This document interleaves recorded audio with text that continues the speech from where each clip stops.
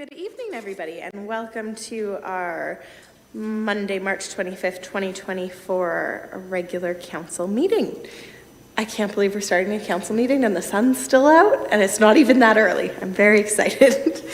We're going to call the meeting to order, and it's that the regular meeting held today starts at 5 p.m. May I please have a mover? Moved by Councillor Dunstall, seconded by Councillor Martin. All those in favor?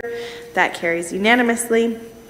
And we will jump right into the recommendation for closed, and it's that a closed meeting of council be held March 25th, 2024 at 5 p.m. at the Wilmot Administrative Complex in accordance with Section 239(2)A, F, and H of the Municipal Act 2001 to consider the following planning matters: Section 239(2)F, advice that is subject to solicitor-client privilege, including communications necessary for that purpose. Confidential information supplied in confidence for the province of Ontario. Section 239(2)F, advice that is subject to solicitor-client privilege, including communications necessary for that purpose.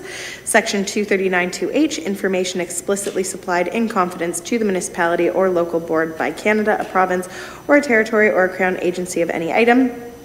And lastly, Prime Minister's Path Statute Storage Options, Section 239(2)A, the security of property of the municipality. To get that on the floor, may I have a mover? Moved by Councillor Dunstall, seconded by Councillor Cressman. All those in favor? And that carries unanimously. We will reconvene in open session around 7 p.m.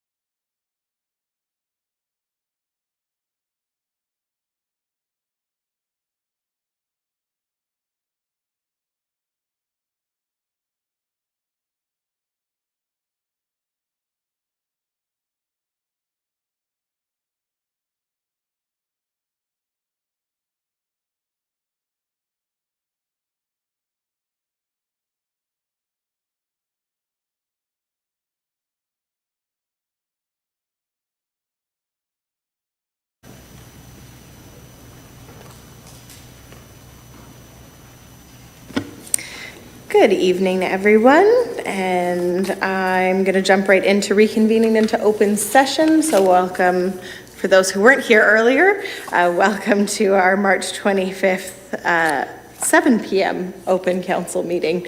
The motion is to reconvene in open session at 7 p.m. moved by Councillor Cressman, seconded by Councillor Martin. All those in favor? That carries unanimously. On to our moments of reflection. I did want to make note that over the past few weeks we have had some quite significant losses to our community, both from that of our former first mayor of Wilmot, actually, Ernie Ritz, who passed away on March the 13th. Former Mayor Ernie was the last mayor of New Hamburg and the first mayor of Wilmot when the regional government began in 1973. He was first elected to the local municipal council in 1949 at the age of 24. His lifetime of service included the Royal Canadian Armed Forces from 1943 to 45, the printing and newspaper business, serving on local boards and committees and on heritage committees and other boards. The memorial service for former Mayor Ritz will take place on Friday, April the 5th, which would have been his 99th birthday. More details about the service can be found at markyotzefuneralhomes.ca. And on behalf of council and myself in the township, we'd like to extend our condolences to his family. I would also like to take a moment to acknowledge and remember former Wilmot councillor Willie Kober, who passed away on March the 5th. Former Councillor Kober was an active in our community life, including as deacon, trustee, director of various agricultural boards, the New Hamburg Fair Board, and the New Dundee Board of Trade. And again, we send our condolences to former Councillor Kober's family. I will now turn it over to Councillor Sadhu to read our territorial land acknowledgement. We have gathered in Wilmot Township on the traditional territory of the Neutral, Anishinaabe, Haudenosaunee, and Mississauga peoples. We also want to acknowledge the importance of the Dish with One Spoon Covenant, a peace agreement made between the Indigenous nations before the Europeans arrived. It characterizes our collective responsibility to each other and Mother Earth. We should take only what we need, leave enough for others, and keep the dish clean. By acknowledging this covenant and the First Nations, Inuit, and Métis people, we are reminded of our important connection to this land where we live, learn, and work together as a community. Thank you very much, Councillor Sadhu. We do have multiple additions to the agenda this evening. That includes items 10.2. We have delegations regarding item 13.2 on the agenda. We have Linda Lapel, Barry Wolf, and Mary Pavey being added. We also have item 11.1, which is correspondence from Minister of Seniors and Accessibility, as well as we have item 11.2, correspondence addition. And I also wanted to note under item 9, we do have a presentation that will be later this evening. Oh, and my apologies, the clerk is informing me there's one more that I missed. Through you, Mayor, and the rest of the council, I'll just advise that we did receive correspondence from Glenn Mathers relating to item 13.2, and that's been circulated as well, and it will be added to the minutes. Thank you. Thank you. So the recommendation is that the agenda as presented be adopted as amended. May I have a mover? Moved by Councillor Martin, seconded by Councillor Dunstall. All those in favor? That carries unanimously. Are there any disclosures of pecuniary interest, councillors? Councillor Dunstall. Thank you. Yes, Mayor, I am going to 13.3, IC 2023-01. I will be making a statement, but I will not be voting. Thank you. Thank you very much. And any other disclosures of pecuniary interest? Seeing none. We do have minutes from the previous meeting of March the 4th, and the recommendation is that they be adopted as presented. May I have a mover? Moved by Councillor Martin, seconded by Councillor Cressman. Any questions or comments on those minutes, councillors? Seeing none, all those in favor? That carries unanimously. So into presentations, I would like to invite Alfred Lorick to address council. Just a general recognition to everybody in the audience that this evening we have invited Alfred to represent some landowners, although this does reside at the regional level. I have invited them to provide the opportunity to present to council. and hear your concerns, which we will be passing along to the region and continuing to advocate for at the region. With that, you will have 10 minutes to speak. I would just remind those in the audience, please do keep decorum and be respectful of our presenter here this evening. And you may go ahead. Thank you. Good evening, Mayor Sandlin and members of Wilmot Township Council, as well as staff. My name is Alfred Lorick, and I'm a resident of the Township of Wilmot and represent landowners affected by the proposed expropriation process, as well as concerned local citizens of the area, many of who are joining me today here in council, chambers, as well as downstairs and outside. As you know, our landowner group was recently informed that their lands would be expropriated if an amicable settlement is not achieved. The lands in question are 770 acres of prime farmland from Wilmot Center to Nafsinger Road, south of the 7 and 8, and north of Bleams Road. Our landowners group were approached independently 2 weeks ago by a consultant of the region accepting or providing an offer of purchase of farms. The timelines given for the acceptance for this offer was a week later, March 20th, which is absurd given the massive disruption to our lives and total unexpected situation it creates with a goal to reach full land acquisition by August of this year. Our core group of landowners rallied our limited resources quickly and have met daily to determine what can be done, as we feel this is an immense misuse of prime Wilmot Township farmland. What is most upsetting is the lack of information these landowners and affected citizens received, particularly from Regional Council, where this presentation was made last week. All were willing to listen, but we got no details, no answers to our questions. And to clarify, our group is fully aware that this project has not been initiated at this level or even at the regional level. Larger provincial funding pockets are obviously financing this, so we feel it is this council and the regional council's duty to at least hear concerns and have our voices be heard to the project leads. We fully understand the role of a non-disclosure agreement that you all signed on this project, but to have a week go by and hear nothing is frustrating. The council and the regional government are entrusted to advocate for their constituents, and unfortunately, all have been noticeably silent, as no one really had any answers. We are pleased, as mentioned earlier, that this council made arrangements to hear our concerns today. Our initial landowner group has been expanded to include affected citizens of the Wilmot Center, Bleams Road, Nafsinger Road area. We brought this group up to speed on what transpired in many planning sessions began in earnest. Many of these people are long-term farming families who are located in the area due to the high quality of farmland and reassurances that lands like this, far from existing urban centers, would not face development pressures. To say they were distraught and devastated is an understatement. What is worse is that this all came as a surprise to all of us. No formal notifications, meetings, and consultations. The outcome of these meetings was that landowners are cohesively against this, and they have a united front and will engage other citizens in the larger New Hamburg-Baden municipality, as this land acquisition will change the lifestyles and the social fabric of our community forever. We are deeply concerned because this action by the region of Waterloo is so incongruent with so many of their environmental, sustainability, and climate change initiatives, as well as inconsistent with all long-term planning. Rumor has it that this land acquisition is for an industrial plant initiative.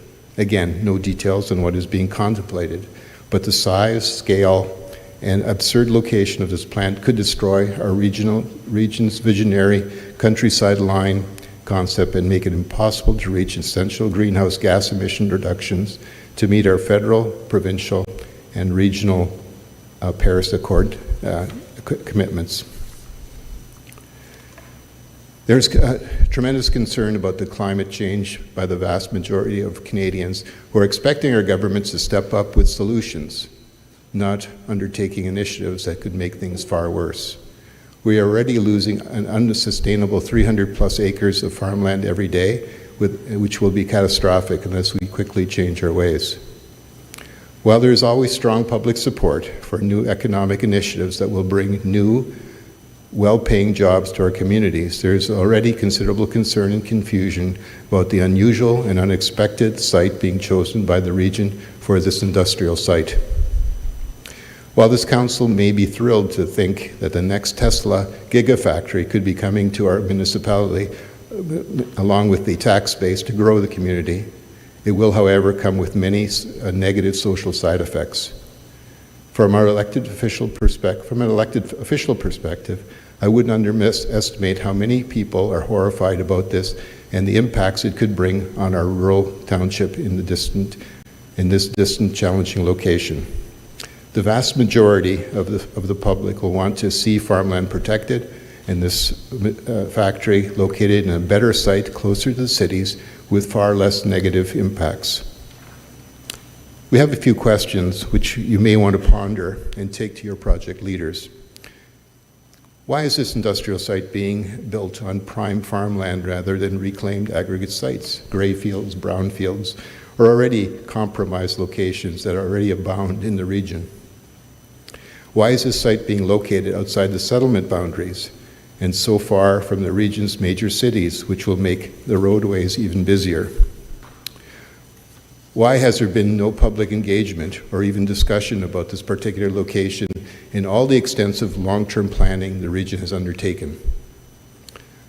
All remaining capacity at the New Hamburg-Baden sewage plant has already been allocated for residential growth, and additional expansion will be extremely expensive, if even possible, because the Nith River watershed is already at its capacity. Why has the GRCA not had any input in this planning? Has anyone thought of the lack of significant highway transportation access or a rail line that is already heavily congested with passenger rail traffic? There's a little possibility of public transit in this area, forcing thousands of long-term or long automobile trips daily. What about the water quality? Key to us. For these lands, this will likely initiate a need for a pipeline to Lake Erie. We have to remember that this region's water mostly comes from Wilmot, and the water quality is already suffering. Now, people ask, how much is 770 acres, which is the amount of land being expropriated, or possibly expropriated? Now, I grew up in Kitchener. I wouldn't have no idea until I came out here. That was many years ago. Well, it's 8.5 kilometers if you walked around the perimeter of this property. And that's, again, back to Kitchener. That's from Kitchener City Hall to St. Jacob's Market. It's a lot of land. If other large industrial plants are any indication, it will set off a chain reaction of much additional surrounding farmland loss for additional and ancillary uses. Just look at the impact that it has on the destruction of thousands of additional acres of the surrounding farmland in every direction of Alliston, Ontario, with additional factories, logistics companies, etc., all which need to be close to the plant. A similar story is unfolding in St. Thomas. Our landowner group went there last Monday and saw what happened to 1,600 acres of farmland at the Volkswagen battery plant. We spoke to a farmer whose land is being expropriated, and we noted that her story was very similar to the concerns that we are facing. Clearly, from our viewpoint, regional staff hasn't done enough of their homework and have made a really poor choice with this distant, constrained location lacking most of the essential infrastructure and features industrial purchasers will be seeking. So I ask, why here? We look forward to working with you and the region and province to find better solutions, as there are always numerous locations in Waterloo region and possibly the Township of Wilmot, where there is this sort of development has always been anticipated would be far more sustainable and would be welcomed. Thank you so much for your attention. Thank you very much, Alfred, for coming and for speaking on behalf of the landowners and the other interested parties that you mentioned.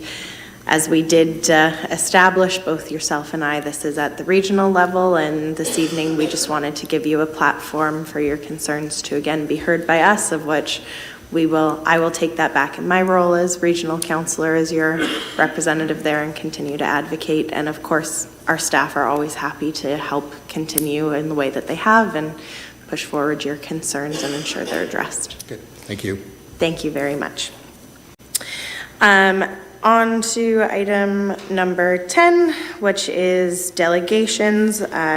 We do have 5 delegations registered for this evening who wish to speak on matters listed on the agenda. I will go over the guidelines once we get there, but we will get to those points. We have 6 delegates, because I'm forgetting about the additional one. We do have 6 delegates coming this evening on different items once they come up in the reports. As for correspondence, did anybody want to pull any items of correspondence this evening?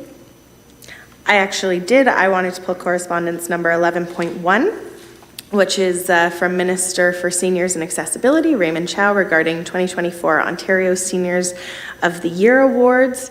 As a municipality, I know I've spoken to all of the councillors about hopefully finding some worthy seniors in our community, and I just want to extend Ontario recognizes seniors through awards that they do, and if there is any senior that you think in our community is particularly deserving, whether they're community service or something upstanding that they've done, and you want them to be recognized, please do reach out to council and myself, as we're looking to nominate some local residents for that honor.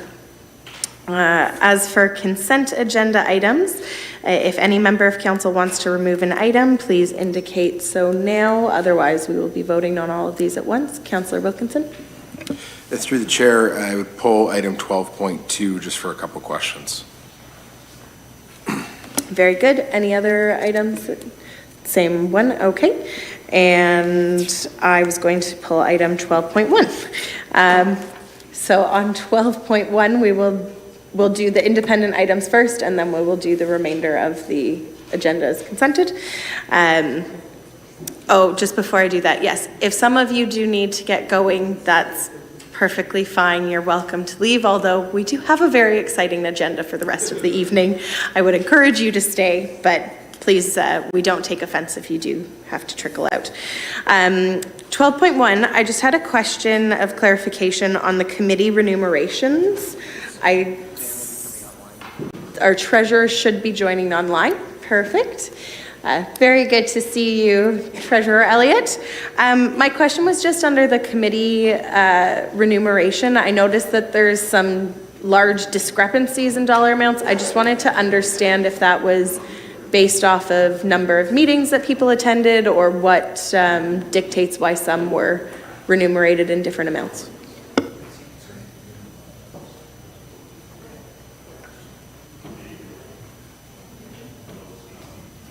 Oh, you're muted there. Sorry, Dan. Here we go. Thank you, Madam Chair.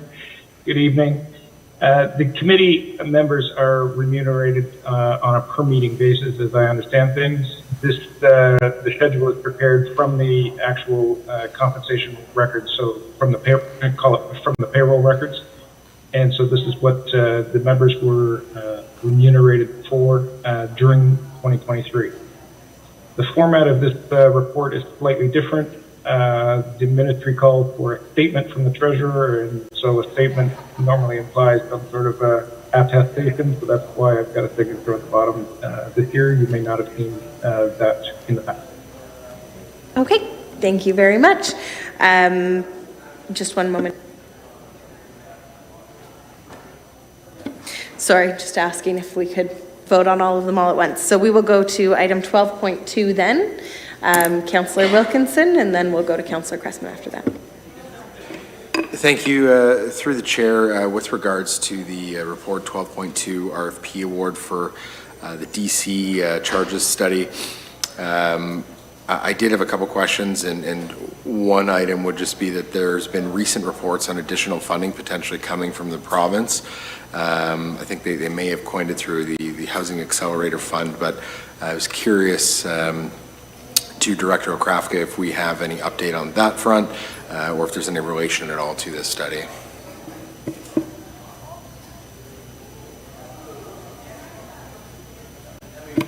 Through you, I'm having difficulties hearing. Could you repeat that question? Sorry, my apologies. Through the chair, not a problem. With regards to the DC charges study, I understand that we're putting out an RFP for the study of this, but there's been a lot of recent reports that's come out recently regarding additional funding potentially coming through the province. Some announcements in the last little while. I'm just curious if we're tapping into that resource at all, and if there's any relation as well to the Housing Accelerator Fund, anything along those lines. Through you, Mayor Sallin, and to Councillor Wilkinson. On the Housing Accelerator Fund, we've been advised that we were not successful with our application, so there would not be funding coming from that. Fairly disappointing. Reasonably, most rural municipalities were provided with a letter indicating that they were not. I do believe Woolwich was successful, so regionally, that's a benefit that the 3 cities and the Township of Wilmot receive funds, but it doesn't help us much. The funding component for DCs, obviously, we'd be monitoring constantly. It's kind of a swirling environment there. The other component that ties directly to this is awaiting the determination from Minister Calandra's office on Bill 162 and the growth allocations. Ultimately, that has a significant bearing on the costing. There's obviously the 2 sides, the growth and then the services required for the growth. So there's a lot of work that needs to be done. Certainly, we're expecting this week to start consultations with the consultant, once approved, on those growth numbers and how to best extrapolate what we might see in the coming years. I don't know if that answers your question, but I tried to. Follow up for Councillor Wilkinson. Through the chair, just another question in terms of the RFP timing. I made a note that it is rather quick in terms of the need to turn this around. Is there ample time to get this study done in order to meet that deadline when the bylaw essentially ceases to exist? And is there any guarantee that we're going to hit that deadline? Do you want me to answer that, or the treasurer? The answer is yes. Obviously, the process will be backdated from, we know the drop dead date for the public meeting, the appeal period, all of those will be factored in, and it's really not an option not to have a development charges bylaw. The work will have to be completed, and we will have to meet those deadlines. It's a must, not a hopefully. Mr. Elliott, did you want to add anything to that? Yes, thank you. Thank you, Madam Chair. The RFP the comment from Councillor Wilkinson, you implied that we're in the process of an RFP. This report is actually bypassing the RFP because of the value to the corporation to retain the existing consultant and essentially extend or renew their contract for another DC study. The consultant comes with a lot of history with the corporation, a lot of detail and knowledge of the specific issues within our DC background study, and they have been a constant source of information and assistance to it throughout the years.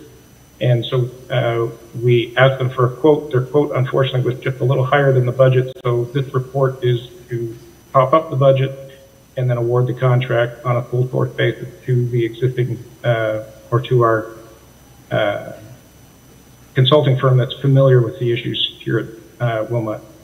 For us to have gone out on a competitive basis, there's really only 2 other firms, or 2 major firms. Watson is one of them, the one that we're recommending.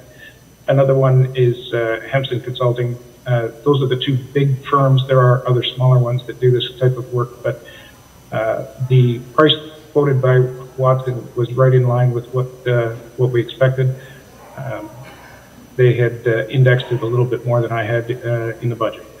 So the report is to add dollars to the budget and to award the contract on a full force direct basis and get started because the timing is tight. We're going to go to Councillor Cressman first and then follow up to, oh, is it follow up to that particular, okay, then follow up to Councillor Wilkinson. Through the chair to Director Elliott. So we're talking about amending the budget. Is this intended to be levy funded, capital funded, reallocated within the department budget? Through you, Madam Chair, this is a capital project. It's 100% DC funded, and so the top up is coming from the DC reserves. Councillor Cressman. Through you, Mayor, I guess I'm asking for permission to pull the next item from the consent agenda. I was thinking this is the one on depreciation. It is not. And the next item is, so I had a few questions for interim Treasurer Elliott as well. And I know we significantly shaved back our capital expenditures in this budget. And through the information provided in this, our amortization is six and a quarter million, basically. We had funds from other sources to bring it down to 5.3, and we transferred additional transfers into reserves of 2.25. We're left with 3 million. That is a deficit. So I'm thinking that, based on how I run my farm, that would be a bit of a challenge if you didn't fully account for depreciation, because you'd be running into situations long-term where you couldn't replace your assets. So is this really highlighting that issue that we've talked about multiple times, that we use up our assets, capital assets, and then don't have the dollars in reserves to fund their replacement? This highlights that. Is that correct? If I may, Madam Chair, the amortization is exactly what we talked about at our pre-budget consultation back in December, and again in January. I highlighted this verbally. The transfer to reserve, this report really is like a reconciliation of the cash basis budgeting that the municipality has undertaken for years. There's no change in that. And the report is required to enlighten council as to what is transpiring with the amortization. So we back off the contribution to reserves, because that's just like a transfer to savings. And then in financial reporting, we would record amortization. And so on our audited financial statements, we will be showing yet another deficit on the audited financial statements with the incorporation of the amortization, which far exceeds the contribution to reserve. Follow-up question, Councillor Cressman? Yeah, just one follow-up. We significantly reduced our capital purchases in the upcoming year, and also are showing that we don't have the ability to cover our amortization. To my point, that's a double whammy in terms of our financial situation. Is that a kind of a back of napkin approach to what we're seeing here? I believe you and I are on the same page and on the same napkin. We're not contributing enough to our reserves to cover our consumption of assets. Consumption of assets on a financial reporting basis is called amortization. So we're not even covering the amortization with our contribution to reserves. But our needs are at replacement cost, which are much higher. And because we don't have the reserves, the necessary capital program is being funded by levy-funded debt on a go-forward basis. And that is not a sustainable position. And we're working to ramp up the contributions to reserves and close the gap. And so it can't be solved in one year, in one budget. This is a long-term challenge that faces the municipality. Thank you very much, Mr. Elliott. Any other comments or questions on consent agenda items, councillors? All right, seeing none, then the recommendation is that consent agenda items 12.1, 12.2, 12.3, and 12.4 be approved. May I have a mover? Moved by Councillor Martin, seconded by Councillor Dunstall. All those in favor? That carries unanimously. Jumping into our reports, we're going to start with 13.1. We do have one delegate for this, and they will speak after the report is introduced and we ask our technical questions of staff. So the recommendation is that report IS-2024-09 be received for information. May I have a mover? Moved by Councillor Dunstall, seconded by Councillor Sadhu. And I will now invite our Director of Infrastructure Services, Jeff Molynhuis, to introduce the report. Thank you, Mayor. This report is provided for information relating to the notice of motion presented at the March 4th meeting directing staff to install an all-way stop at Huntsberger Drive and Michael Myers Road and Stuckey Avenue. The report outlines field data collected and uses the Ontario Traffic Manual best practices for introduction of regulatory signs to evaluate whether an all-way stop would be warranted at this location. The warrants reviewed include gap times for pedestrian crossings, in addition to various other warrants that are reviewed. In all cases, the warrants are not currently satisfied, and you can see the attachment to the report outlines that. It is noted that the motion spoke to speeding and traffic calming. As such, an alternative to the motion presented, this location could be added to the list for detailed traffic calming review at a later date. In addition to that, there are development impacts as well that could be reviewed at a later date as well. The report is fairly straightforward, but I'd be happy to answer any questions you have. Thank you very much. Councillors, any questions of a technical nature on this? Seeing none at this time, I will call up our one registered delegation on this item is Rob Ritza. Rob, thank you very much for coming in tonight. You will have 7 minutes to address council. Thank you. Good evening, Mayor, Council, members, and staff. I live on Michael Myers Road in Baden, which is close to the intersection of Stuckey Avenue and Huntsberger Drive.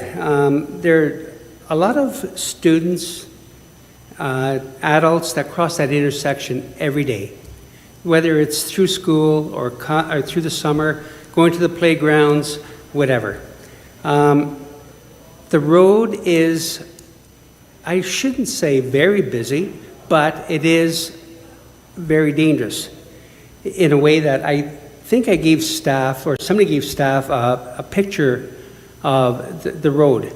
Now, if you can see A to B is 9 meters, B to C is the curve. And that's from A to C is 46 meters. And then from A to D is down to the intersection of the next road, and it's 196 meters. If you note that there are vehicles parked, 1, 2, and 3, I circled them. Number 4 is already in the center of the road. He has nowhere to go. Now, if you looked at A, right by the sidewalk, there's a curve there. Students cannot see if there's cars parked between B and C, if there's vehicles coming down that straightaway. They have a hard time. Joggers, they stop. People walking their animals. Sometimes the dogs pull when they get into the intersection, and the dogs start pulling them. So I find it, and we find it there, that's very dangerous. As a community, we don't understand why Jacob Cressman and Isaac Shantz have 4-way stops, and we don't. We have the longest intersection in Baden. Or not intersection, longest road from Wagler to the other end of Michael Myers. We have the longest road, and there's no 4-way stop there, and we don't understand that. Apparently, a year ago, or maybe a couple years ago, residents have come to council, or their councilman, and asked them, can we get a 4-way stop? No feedback whatsoever. It was dropped. So I took it upon myself. I am retired. I live really close, and I see the close incidents, cars turning out from Michael Myers onto Huntsberger. they have to veer in sometimes because, like I said, that one vehicle's coming down the center of the road. Another incident is children crossing, and especially in the summertime. They love skateboards. They love those or whatever you call them, scooters. And they stop. Oh, I got to stop. But sometimes they stop into the road already, and it's not a safe practice whatsoever. So, with saying that, we're hoping as a community, let's make things safe there. Two stop signs. What is that going to cost? $1,000 a piece to paint the lines on it, to save a life, to save an accident. It's nothing. I think it's a safe procedure to do that. And I'm hoping that everybody here will understand that a life is important. To summarize all this, I do have a petition where people from Michael Myers and Betchen Lane have signed. I've got one person from each household, that's it. I didn't ask for two or how many, but one from each household. And I think I've got 43 signatures on this. And I think I'm missing about 10 homes. They're probably on holidays. I've knocked 2 or 3 times. So I don't know who I can give this to, for a keepsake, but I'm really hoping all of us in that area that you do listen and put up stop signs, make it safe, for us. Thank you. Thank you very much, Rob. I would ask council, does anybody have any questions of our delegate this evening? Councillor Sadhu? No questions. I just wanted to thank Rob for I don't know where he went here. Oh, there he is. I want to thank you for coming out tonight and also bringing it to my attention. I have been in Baden for about 15 some odd years, and I still remember when those homes were being built around Michael Myers, and it is a road that I often frequent when I go for evening walks. And once again, I want to thank you for coming out. Councillor Wilkinson. Thank you. Through the chair, I would echo the comments from my colleague to my left here. And to pick up on what the delegation, Rob, Mr. Ritz has said here, it really isn't logical when you compare the other areas within the neighborhood. I think there's two spots you can think of, Livingston and Wagler, and then you've got Stuckey and Michael Myers here, but this one's set further back in the neighborhood. But as you go further up Stuckey, to his point exactly, there's 4-way control on 2 other 4-way intersections. There's a lot of 3-way intersections that end in T's that don't have these controls. But ultimately, I tend to look at this logically and wonder why we don't have this being similar to every other area within the neighborhood. There's also the potential for future connections that are mentioned, and quite frankly, if you speak to residents in the area, I don't think anybody truly wants the connections via road, but it will bring increased foot traffic heading to school. It'll bring increased traffic as well, just using the road as a way in and out of the neighborhood. So ultimately, I'm in full support of putting these 2 stop signs in. I think, the cost is minimal. And to essentially avoid any future catastrophe, but to simply have people stop and look both ways before they cross over Stuckey Avenue, which is a popular route to school, is just logical. And then I guess a final comment, and one thing I pulled from the report that I thought was interesting and really stuck with me, is that the fact that this is an urban setting, a neighborhood at the far back of Baden. The regional police have been called to address 2 erratic driving complaints, which resulted in warnings. I mean, the fact that we even need to have regional police coming out to this area is incredibly concerning. So those are my thoughts. I'll be voting in favor of hopefully moving this forward. Very good. So just procedurally, this report we're receiving for information. I do know that we have a motion coming up this evening because we have multiple people in the audience that I know you're waiting for that. I am going to pull that after we vote on this for information. I'll move up the motion to be discussed. So at this time, it's just the report that we're discussing, but Councillor Cressman. Yes, I appreciate the concerns that have been raised. I guess the question is, what other intersections within the township would similar concerns be raised? And would we be faced with four-way stops at every intersection throughout the township based on it? Do we need to have some type of process to determine studies?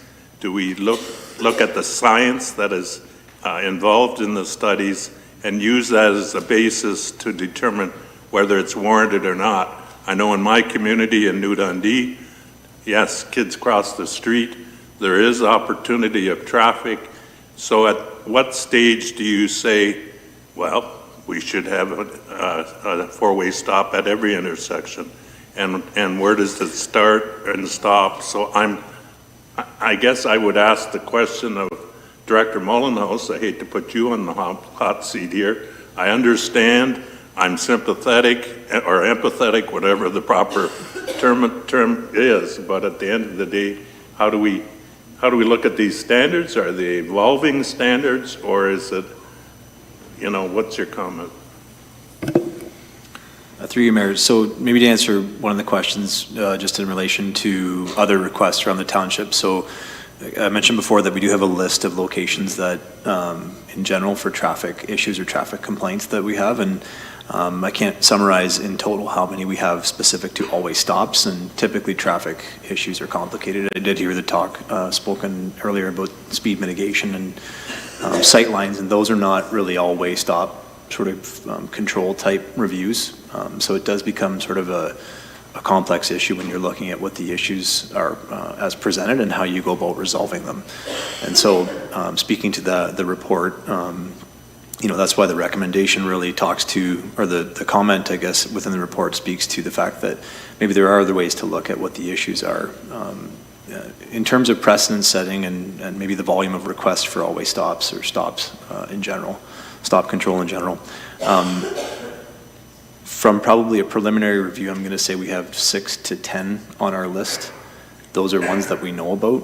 I do know that there's some that probably are undocumented in terms of requests, and so I would say we typically go through the warrant process to advise council as to what's best practice.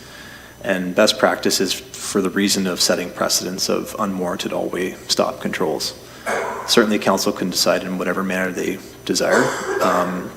However, you should expect that there may be other traffic issues that could be resolved differently here, and you should also expect that when we do set a precedent like that, we will have other requests come forward, and it will be the same process of evaluating whether it's warranted or not and letting you as council decide on that. Thank you. Councillor Dunstall. Thank you, through you, Mayor. Director Mullenhouse, I know that I believe some of my constituents have their streets on the list. What is I know that every year you have a list. What is the timeline? When do you start? When do you finish? What is implemented if something needs to be implemented? What's that process? Through you, Mayor, reported previously and through the budget process, just speaking to traffic calming in general, it's a substantial list. Again, they're complex issues that do come forward, and so some of them, depending on what the issue is, can be evaluated quickly and reported back through council with recommendations, and others have to take time to be evaluated. This is a good example that there's obviously something identified here of a concern, and then how we go about evaluating it. And so in this case, with an always stop control, we do a specific type of review. We don't do a complete, full network review in the area. We don't do a full segment review. And so when we undertake this review, it can be done pretty quickly. However, there may be other issues that should be addressed and fulsomely addressed, and which can't be done necessarily in the time, given in terms of reporting back. When we look at, evaluating different traffic calming initiatives, we've reported previously that, in terms of staffing levels, and so levels of service are important, and for us to be able to undertake a specific volume of work in the traffic calming portfolio, we would need staffing to do so. Right now we have one staff person who addresses those issues and reviews those issues. And so that person is also allocated part-time to that, while they also have other corridor management activities associated with their job. So it's not a very clear answer in terms of how often we get to these things, because there is a significant backlog. It is a challenge to get through them all. And there was discussion through the budget process about how to address some of that, maybe get some momentum on that. However, that project was deferred until 25. Yep. Simple reviews like this can be done, I'm going to say within a couple of days and reporting back within a week. However, when we do have a high volume of that, it's not something that we can manage with our current staffing level. Just to follow up, sorry. So my constituents have some streets on there too. So I want to make sure that they get the same kind of attention. So what do I need to do that? Through you, Mayor, I can't necessarily answer that question. As long as it's on the list and we can review it, then we would go through the process of doing that when we can. Thank you. Again, it does come down to the availability of staffing resources to do that. Sure, thank you. Councillor Sadoo? Thank you. I understand there are processes in place and regulations, but I read the report and it suggests that it's not something that would be looked at unless there's 3 accidents a year over 3 years. I mean, 1 accident is more than enough. I would rather be proactive than reactive. And also in the report, it says that it will be mainly local residents that are using this road, local households. Those same local residents are signing a petition requesting a stop sign and a 4-way stop. And being their local councillor and voice and representative, they brought it up to me. I forwarded it on. I can't in good conscience not support what they want, if it's justified or not in terms of that square box. Just thinking not too long ago, if you look at Punky Doodles, the staff, or it was recommended that it doesn't fit in the box for lowering speeds or what have you not. And I'm sorry, but if we can save a life, if we can, for a minimal cost, add a 4-way stop for the peace and mind of the residents, I don't see how I can not support that. Councillor Martin? Through you, Mayor Sullivan, I guess I'm finding myself in a bit of a quandary. I appreciate Director Mullenhouse, the report that you've brought forward and the processes that are in place. I know during budget time we did not approve increasing in staffing level, and so I can appreciate Director Mullenhouse's point that there really hasn't been the staffing adequately needed in order to do more studies on roads. I realize, Councillor Sadoo, your point. Of course, I'm not trying to put any lives at risk.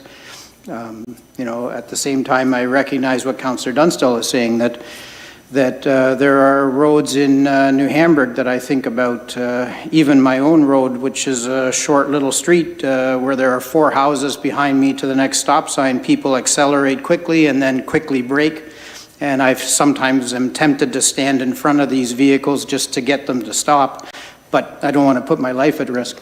So I don't know, I find myself in a quandary on this because I worry about the precedent. I realize I hear voices of people who have come, and I really appreciate you coming out tonight. And I'm not, I'm not trying to be insensitive to safety concerns. I'm just thinking about how we make decisions and how we deal with it. So I'm in that quandary. Councillor Wilkinson?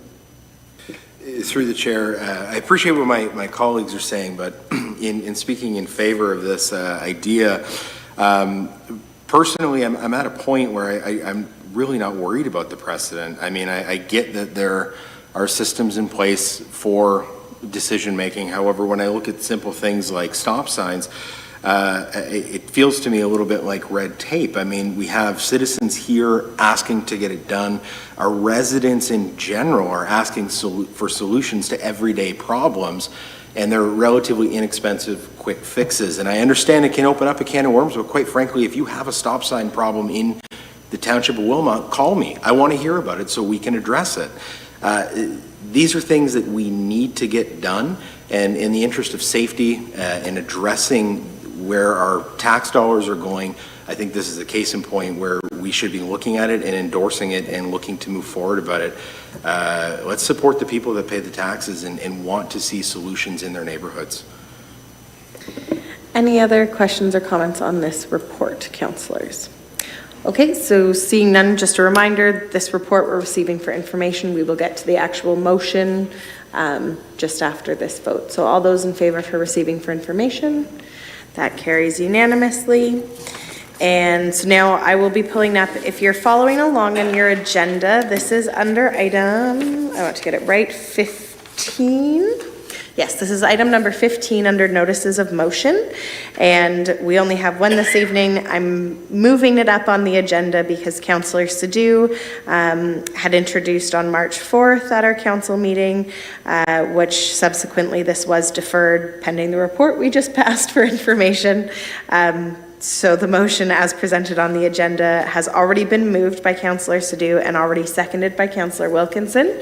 I will open the discussion to council if there's any other commentary people have. Otherwise, I will call the vote on that motion. Councillor Cressman? Just a question to Director Molyneux.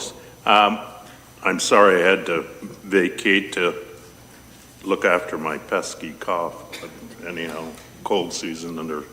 Anyhow, that won't go any further. The question I have is, how repeatable is the collection of data at a given site? I mean, I'd look at, I guess in statistical terms, it's what's the R squared of data collected on a stop sign? Is it fairly high? Is it an R square of 0.5 to 0.6, or is it 0.8 to 0.9, so that we can put solid faith in the data that you connected, or is it depends on the time of day that you collect the data that impacts the results?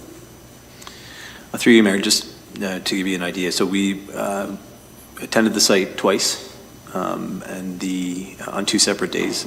Sometimes it does depend on, we'll say, weather, and what happens with the weather, and if depending on the issue, if there's pedestrian activity involved or that type of thing, and depending on the weather as well, there can be, whether it's more people walking to locations or whether it's people driving to locations, so that can impact the data. In addition to that, I would say that we look at peak hours to make recommendations. And so in this case, trying to get the peak hour and those peak times is when we go and observe the information in the field. So every intersection is different. It functions different. It has different volumes. It has different interactions with active transportation. So they do need to be evaluated separately and differently. Thank you. Any other questions? Councillor Martin. Thank you. Through you, Mayor Salonen. Sorry, Director Molyneux, for continuing to put you on the spot on this one. I'm just wondering, Director Molyneux, if you have any information on when, like precedent setting, when stop signs are put in, if they're put in locations where your usual process doesn't merit the stop signs. Do you have any information on that as far as what effect that has in the surrounding community, or how that affects surrounding areas? Through you, Mayor, just in terms of installing an all-way stop, there typically is a post-installation monitoring period, and we do also have a post-installation enforcement timing as well. We don't have I'd say a long history of installation of unwarranted stop signs, so it's not something that I can really answer the question on. I don't know if that answers your question on. Does that satisfy your question, Councillor Martin? Yeah, okay. Councillor Dunstall? Thank you, through you, Mayor. I echo Councillor Martin's concern and of course my colleagues about the constituents wanting to have stop signs, and I get that, and I get the safety issue. We deferred this to 2025, is that correct? Sorry, when Sorry. you say this, what are you I'm sorry. clarifying, please? Thank you. Yes, thank you. Okay, the full study? Thank you. Sorry about that. Through you, Mayor, yes, the study that we spoke about in terms of the budget process. Right. That was actually a speed mitigation and I believe a traffic calming study that was to deliver a few different items. And part of the deliverables for that would have been, I think, priority locations as well for detailed review. We do have a number on the list, so I'm not necessarily going to conclude that this would be a location that would be on that list. Because there are quite a few others that would probably be prioritized higher based on volumes of traffic and speeds of the road, posted limits of the road. So, but yes, that is correct, that the study was deferred to 2025. Thank you. Councillor Martin. Thank you, through you, Mayor Salonen. Did I miss something, or do we have an exact cost on what is the cost for this?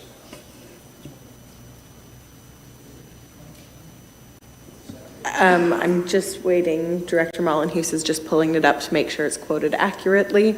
I know it was in the report, though. Through you, Mayor, yes, it was listed in the report. I wouldn't say it was a, to the penny type of a cost estimate, but it would be, I think, in the, I'm just going to scroll down to the page here, $2,500 range. Councillor Dunstall. Me again. Director Mollenhouse, how many, and I understand that it's going to vary year to year, but how many of these do you take care of? You said there's a list, an extensive list. You also stated that there are some that are perhaps a higher priority than this particular one based on traffic. And I'm just wondering, how many of those do you get resolved in a year? Through you, Mayor. So last year actually was the first year that we had staffing available to undertake reviews. We did have a staff person leave and then had to backfill. So last year we did not have any success in terms of getting any of our review projects done. Some of them, I would expect that this year can be more of an advanced year in terms of bringing things back to council, or at least getting answers to residents on some of their concerns. However, again, it's in the early part of the year. I can't really speak to to where we are in the year. And wintertime's not typically the best time to go through some of these studies, but I would expect with a full-time staff person available this year that we will be able to get to a few more. Again, it does come down to the complexity of the issue, and so when we are looking at warrants for stop signs, always stop controls, those are things that can be done fairly quickly. However, if there are other more complex issues that are being discussed and certainly brought forward, that takes a longer time and more resources to evaluate. Thank you. Any other questions, councillors? I do actually have a question. If council were to decide to put in stop signs now, I do know we're anticipating development near here that would add what's a stub road and turn it into potentially a throughway. In that, would there be kind of an overall review that would encompass this area to see how traffic is flowing and what would need to be done to accommodate that additional traffic to this space? Through you, Mary, that's correct. There's with the draft plan applications around, there is discussion about the impacts of traffic through the neighborhood.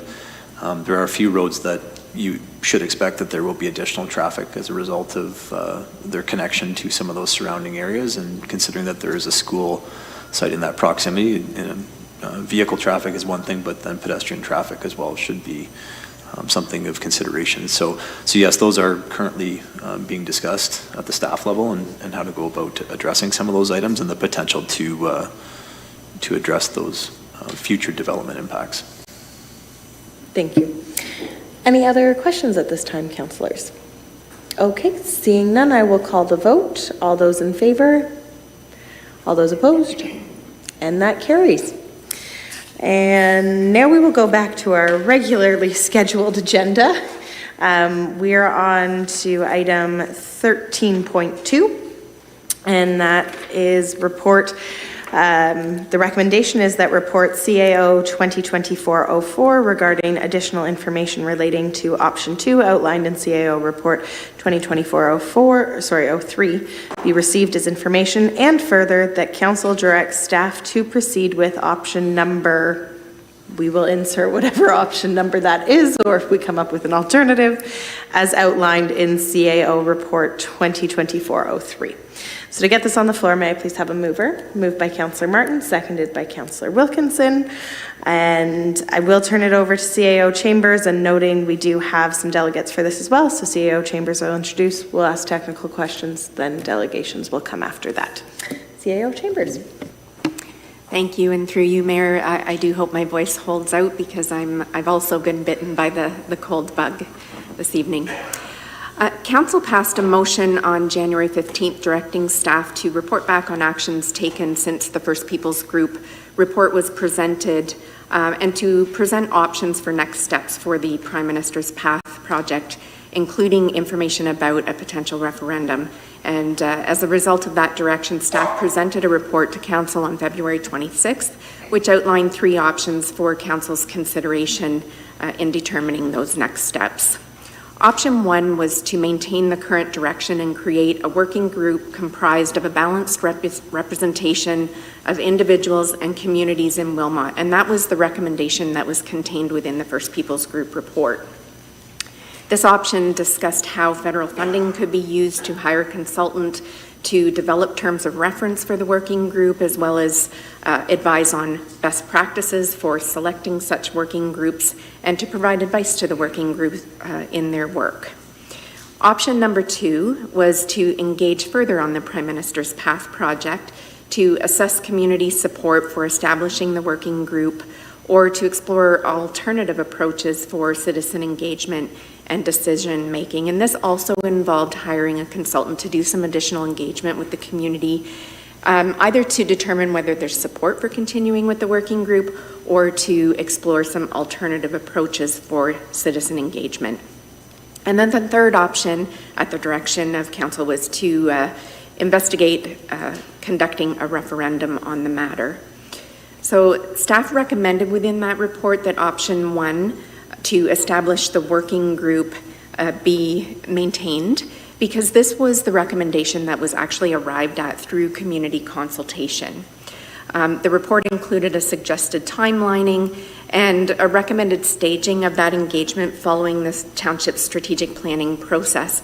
And the rationale for that timing was really to allow Council to work with the community, to engage the community, and to develop a vision for the community and the values that would help them to inform future decisions, but also understand what's important to the community without considering this project. And then once they know what that vision is, then they can really have some good information to understand decision-making as we move forward as it relates to the Prime Minister's Path and how that aligns with those community vision and values. It also helps to stage the work appropriately, as we are a small municipality, we're a small team, so undertaking that strategic planning work allows us to focus on that, and then once that is complete, then we can take on the additional work of engaging on the Prime Minister's Path project. If Council chooses to go in a different direction, then we do recommend that there be additional community consultation to confirm the direction, so that you're receiving that feedback from the community about the approach. So following the discussion at Council directed staff to report back on March 25th with some additional detail on what option 2 would entail before making a decision on which option you wanted to consider. And so the report before you this evening provides you with an update of activities that staff have undertaken since February 26th when that report was presented, and also discusses the issuance of a request for proposals to hire a consultant that would develop an engagement plan for the community, which would ultimately assist you in making a decision on the Prime Minister's Path. If Council decides not to establish a working group as recommended by the First Peoples Group, it's recommended that the CASMARI funding, so that's the federal funding program that we had been awarded, be used to hire a firm specializing in inclusive engagement to develop a community engagement plan that will lay out the methods by which the community will be engaged and over what timeline. In terms of the timeline for issuing that RFP, we do believe that this work should start immediately because we want to take advantage of that funding, which does expire in June. we will see if that can be extended to ensure that we're able to complete the work in time. But as of now, that does expire in June. So since that report was tabled, we have started to meet with some experts in the field of community engagement, as well as talking to other communities who are dealing with similar issues related to statues, and that includes the City of Kitchener. And through their learning, they confirmed that our recommendation to start with community visioning was a best practice approach.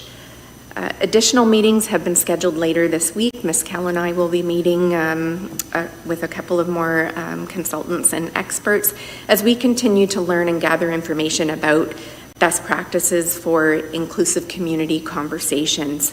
And this research will really assist us in developing a request for proposals to hire a consultant to assist with these next steps. And that doesn't matter whether it's through option 1 of creating the working group or it's option 2 looking at an alternative approach.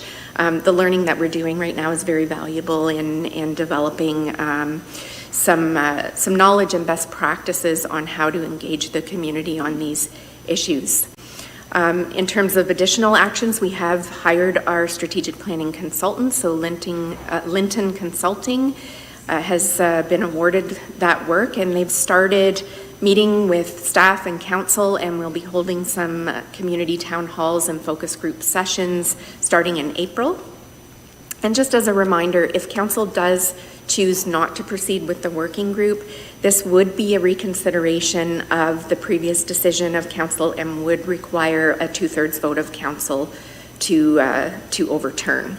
So with that, that summarizes the report, and I'd be happy to take any questions. Thank you very much. Any questions of a technical nature? Our debate will be after we have our delegates.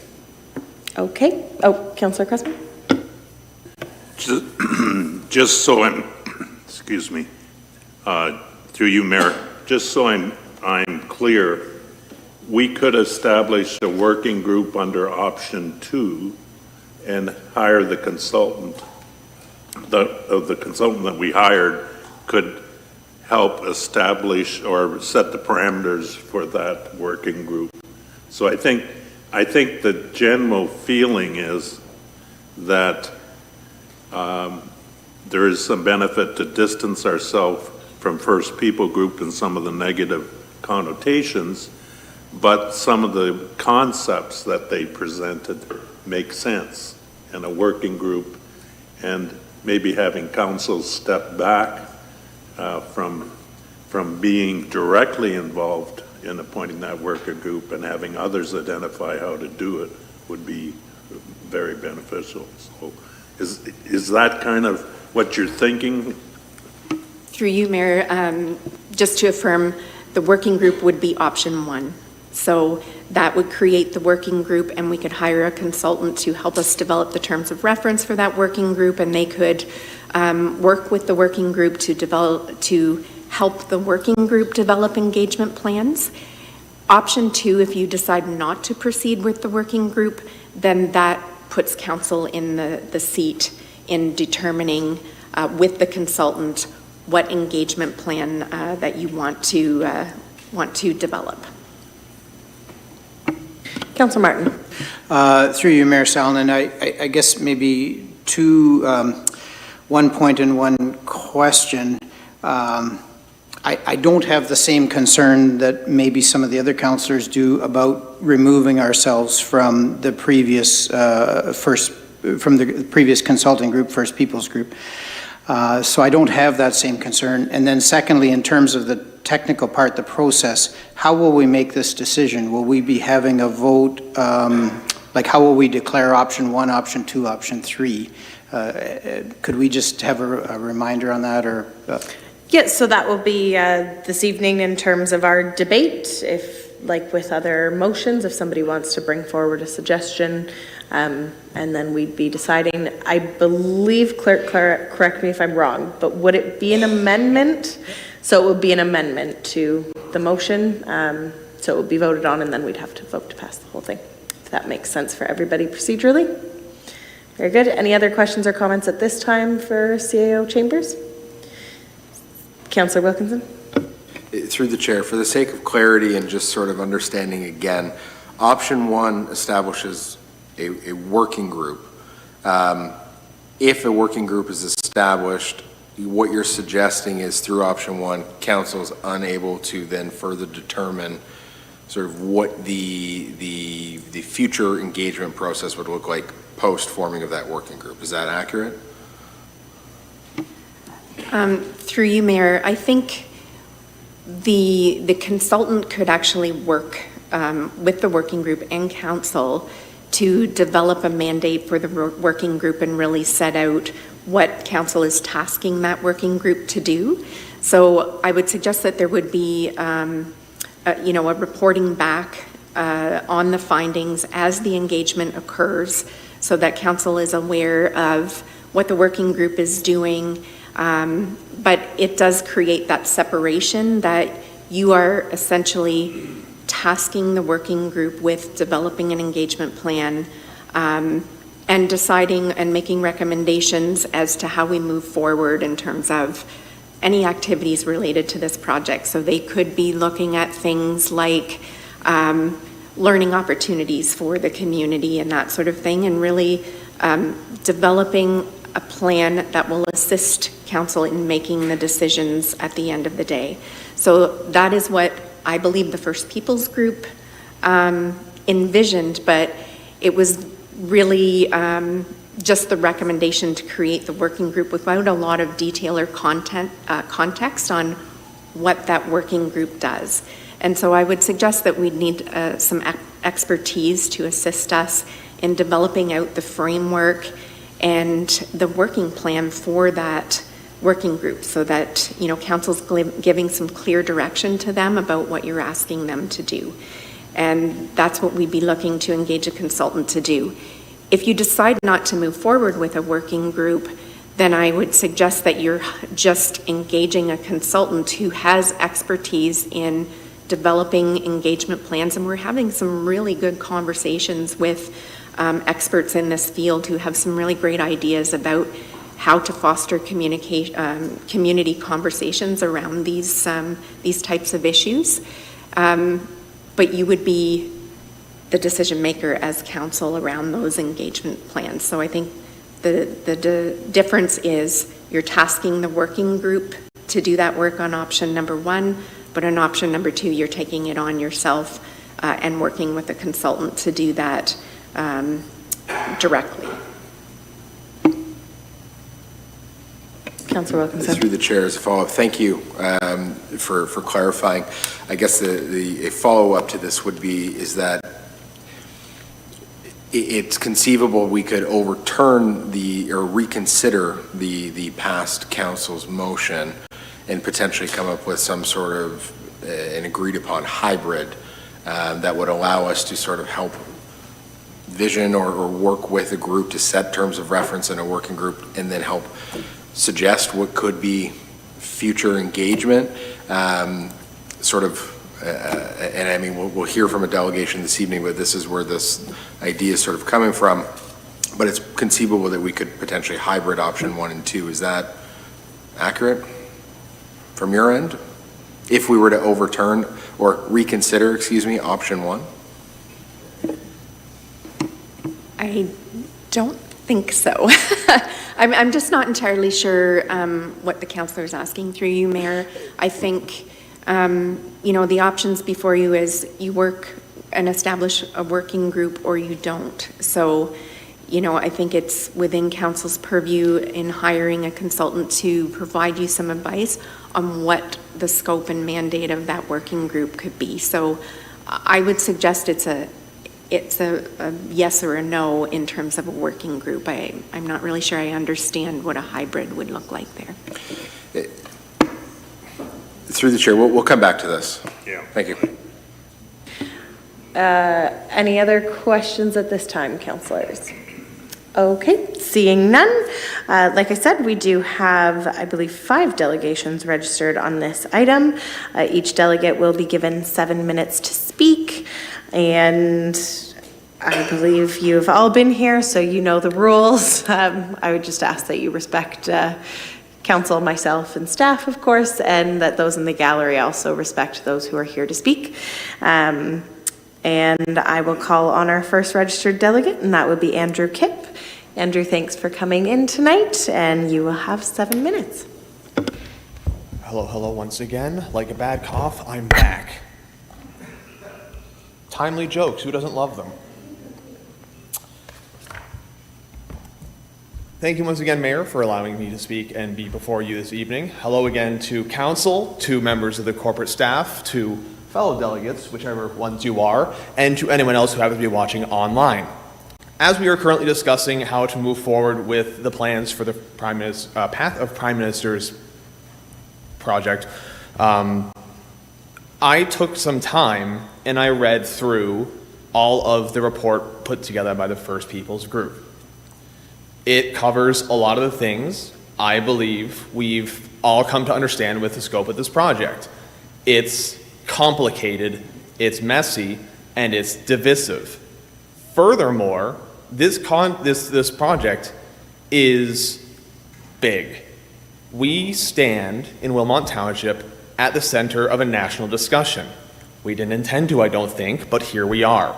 Our discussion is our identity as a country. What does that mean? How do we contend with that? How do we express that? And how do we deal with all the messy parts of our history? As mentioned in the previous meeting, being a lover of history and knowing that there are several councillors who are in a similar boat, we all know history is messy, complicated, and never easy. As a result, there is no easy solution to this question. I speak to you as a private citizen, a member of Wilmot Township, someone who loves statues, unabashedly and unapologetically, but also understands that this issue is bigger than just one person's opinion. This is the community's opinion. This is also our country's opinion. I understand, based on what I've talked with previous councillors before, and likely through opinions expressed through the constituents they represent, there are many here who believe this is a Wilmot-centric problem. And it is. I'm not going to deny it's not. How do we view ourselves in light of our national narrative?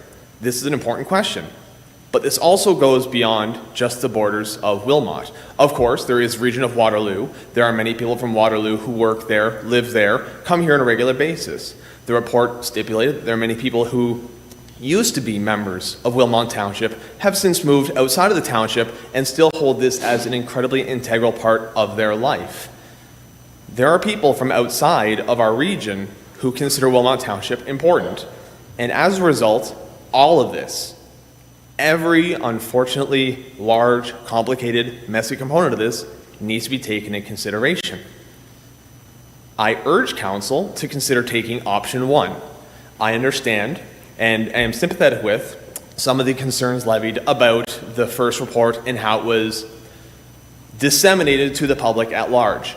There was a lot of confusion over it, and that is certainly confusion and I don't want to say ambiguous information, but there was general confusion over how the report was understood by the populace at large, and it was addressed in this report as well. I agree, how the information was disseminated to the public was not helpful, and I believe that there was not enough public consultation on the subject. However, I do believe that if we are looking to move forward with this project and find a more holistic and more healing approach to solving this, we need an external view on this. Council, I love you all, as far as I know you anyway, within reason. You guys have a huge amount of work ahead of you, not just in this, but in general. I'm sure we're all aware of the reason that brought most people here to council tonight. That's a lot of work. You have budgetary concerns. There are the groundwater concerns. There are concerns with infrastructure, concerns with managing people's concerns, worries, assuaging the public, not to mention our ongoing problem with potholes all over the place. I'm sure we can all think of our favorite pothole in the road, minus Nefsiger Road, just past the Mennonite Church.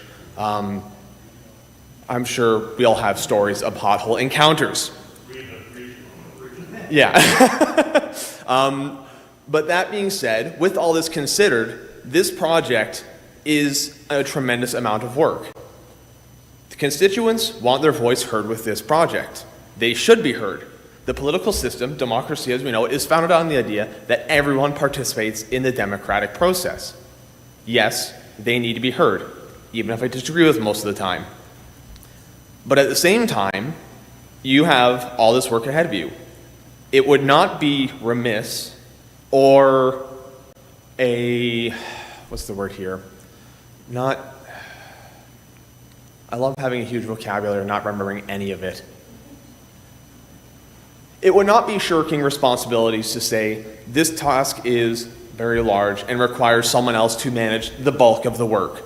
As was brought forward in previous council meetings, the staffing for the Wilmot Township Corporation is tight. There is not a huge amount of extra manpower available. Unfortunately, that means incurring additional costs by bringing in an external group. I do believe that option 1 is going to be the best interest in the council by and large. I believe that concerns over how the previous council handled the releasing of information, the transparency of the project, and all that is valid, is warranted, and needs to be addressed as well. But to do that best, I do believe having an external working group running the project, taking into consideration the voices of those within the community and without the community is the best way forward. Thank you for your time, and as I said previously, I always make myself available for township, for council, for the general populace's use. Thank you very much, Andrew. I must admit, at one point I was starting to get heart palpitations when you're listing off all of the issues that we have to deal with. It's a lot, and I don't have to do any of it. But thank you. I very much appreciate your presentation. Councillors, any questions for Andrew at this time? All right. Thank you so much for coming in, and I know you will remain active on this conversation, and happy to have you. You're not going to get rid of me that easy. Very good. Thank you. We will now move along to our next delegate, and I would like to invite up Linda Lapel. Linda, thank you very much for joining us this evening, and you will have 7 minutes to speak on the Prime Minister's path. Good evening. I'm Linda Leple, a local area resident, farmer. I'm also newly on the board of the National Farmers Union of Ontario and the Women's Advisor of Ontario and on the Women's Committee nationwide. So thank you for the opportunity to speak tonight and share my thoughts and suggestions regarding directions outlined in the agenda concerning the Prime Minister's path. First, I want to talk about a clarification. On the agenda on page 47, option 2, it reads, Township could use the CASMARI funding to hire a firm specializing in inclusive engagement. Now, internet research do not come up with anything for this acronym. It should read CSMARI, C-S-M-A-R-I, and stands for Community Support Multiculturalism and Anti-Racism Initiative Program. It took me a while to find this. The statutes and the idea of a path showcasing prime ministers of the past as a public education tool has become a bigger success than anybody imagined through its controversy. It put Wilmot in the spotlight all over the region and beyond. The controversy and debate made many more people think about their history than quietly accepted statues in a park. Therefore, my suggestion is to call this mission complete. But not quite yet. Wilmot's history began with the good soil, plenty of water, and climate for farming, which brought Mennonite settlers who cleared the land and this attracted supporting businesses to the area, and we began growing ever since. In Mennonite culture, making statues or an image of man or God is a big no-no. And so is worshiping or highlighting an individual human, no matter how much they have achieved in their life. Wilmot has made history on various issues in the past and decades, including the Prime Minister's path controversy, and is making history today. When in the 70s, Highway 78 was widened, significant archaeological findings were made within Wilmot that prove the wider Baden Hill area was not just a place to hunt and gather, but also a place of established longhouse villages and settlement. In the past, there were enough findings to prove this area was also used for sacred ceremonies and burials. But the findings disappeared in unknown office, and some were simply reburied, unmarked. Therefore, in today's culture of reconciliation and in consideration of our Mennonite heritage, I suggest that one of the man-made bronze statues be melted and a plaque created and mounted at the place where the statues stood that reads, "On Canada Day 2024, as a symbolic sign and a true effort of reconciliation, statues of former prime ministers were transported up the Baden Hill and buried at an unmarked location in the fill that accumulated from prosperity and growth in those years at this sacred landscape of area native forefathers." Furthermore, I recommend you should use the funds earmarked for a survey or even a referendum to gather information on the Prime Minister's path and include in the survey the issue at hand and the majority present today. There is only one farmer for every 120, 150 eaters, depending on how you look at the export numbers. The First Peoples Group consulting company was already hired and paid to listen to the local community about issues relating to the statues. 475 people got engaged within 6 weeks. A petition on the land development issue, on the other hand, has seen over 4,000 signatures within a week, 5,000 tonight, as I hear. I do feel you are on our side. Therefore, include the Prime Minister's Path Survey, the issue of land development, so fast it does not have room for any respectful historical or archaeological assessments. Cannot be done by August. Then take these survey results, our voices, to those who silence you and silence other elected leaders. To read the land acknowledgement before a public meeting and then committing yourself to actions in contradiction behind closed doors is like saying grace before a meal and then spitting on the food. The farm and food sector is the largest economy in Ontario. Canada-wide, this industry accounts for 3 times the GDP than the automotive sector and over 90 billion in export.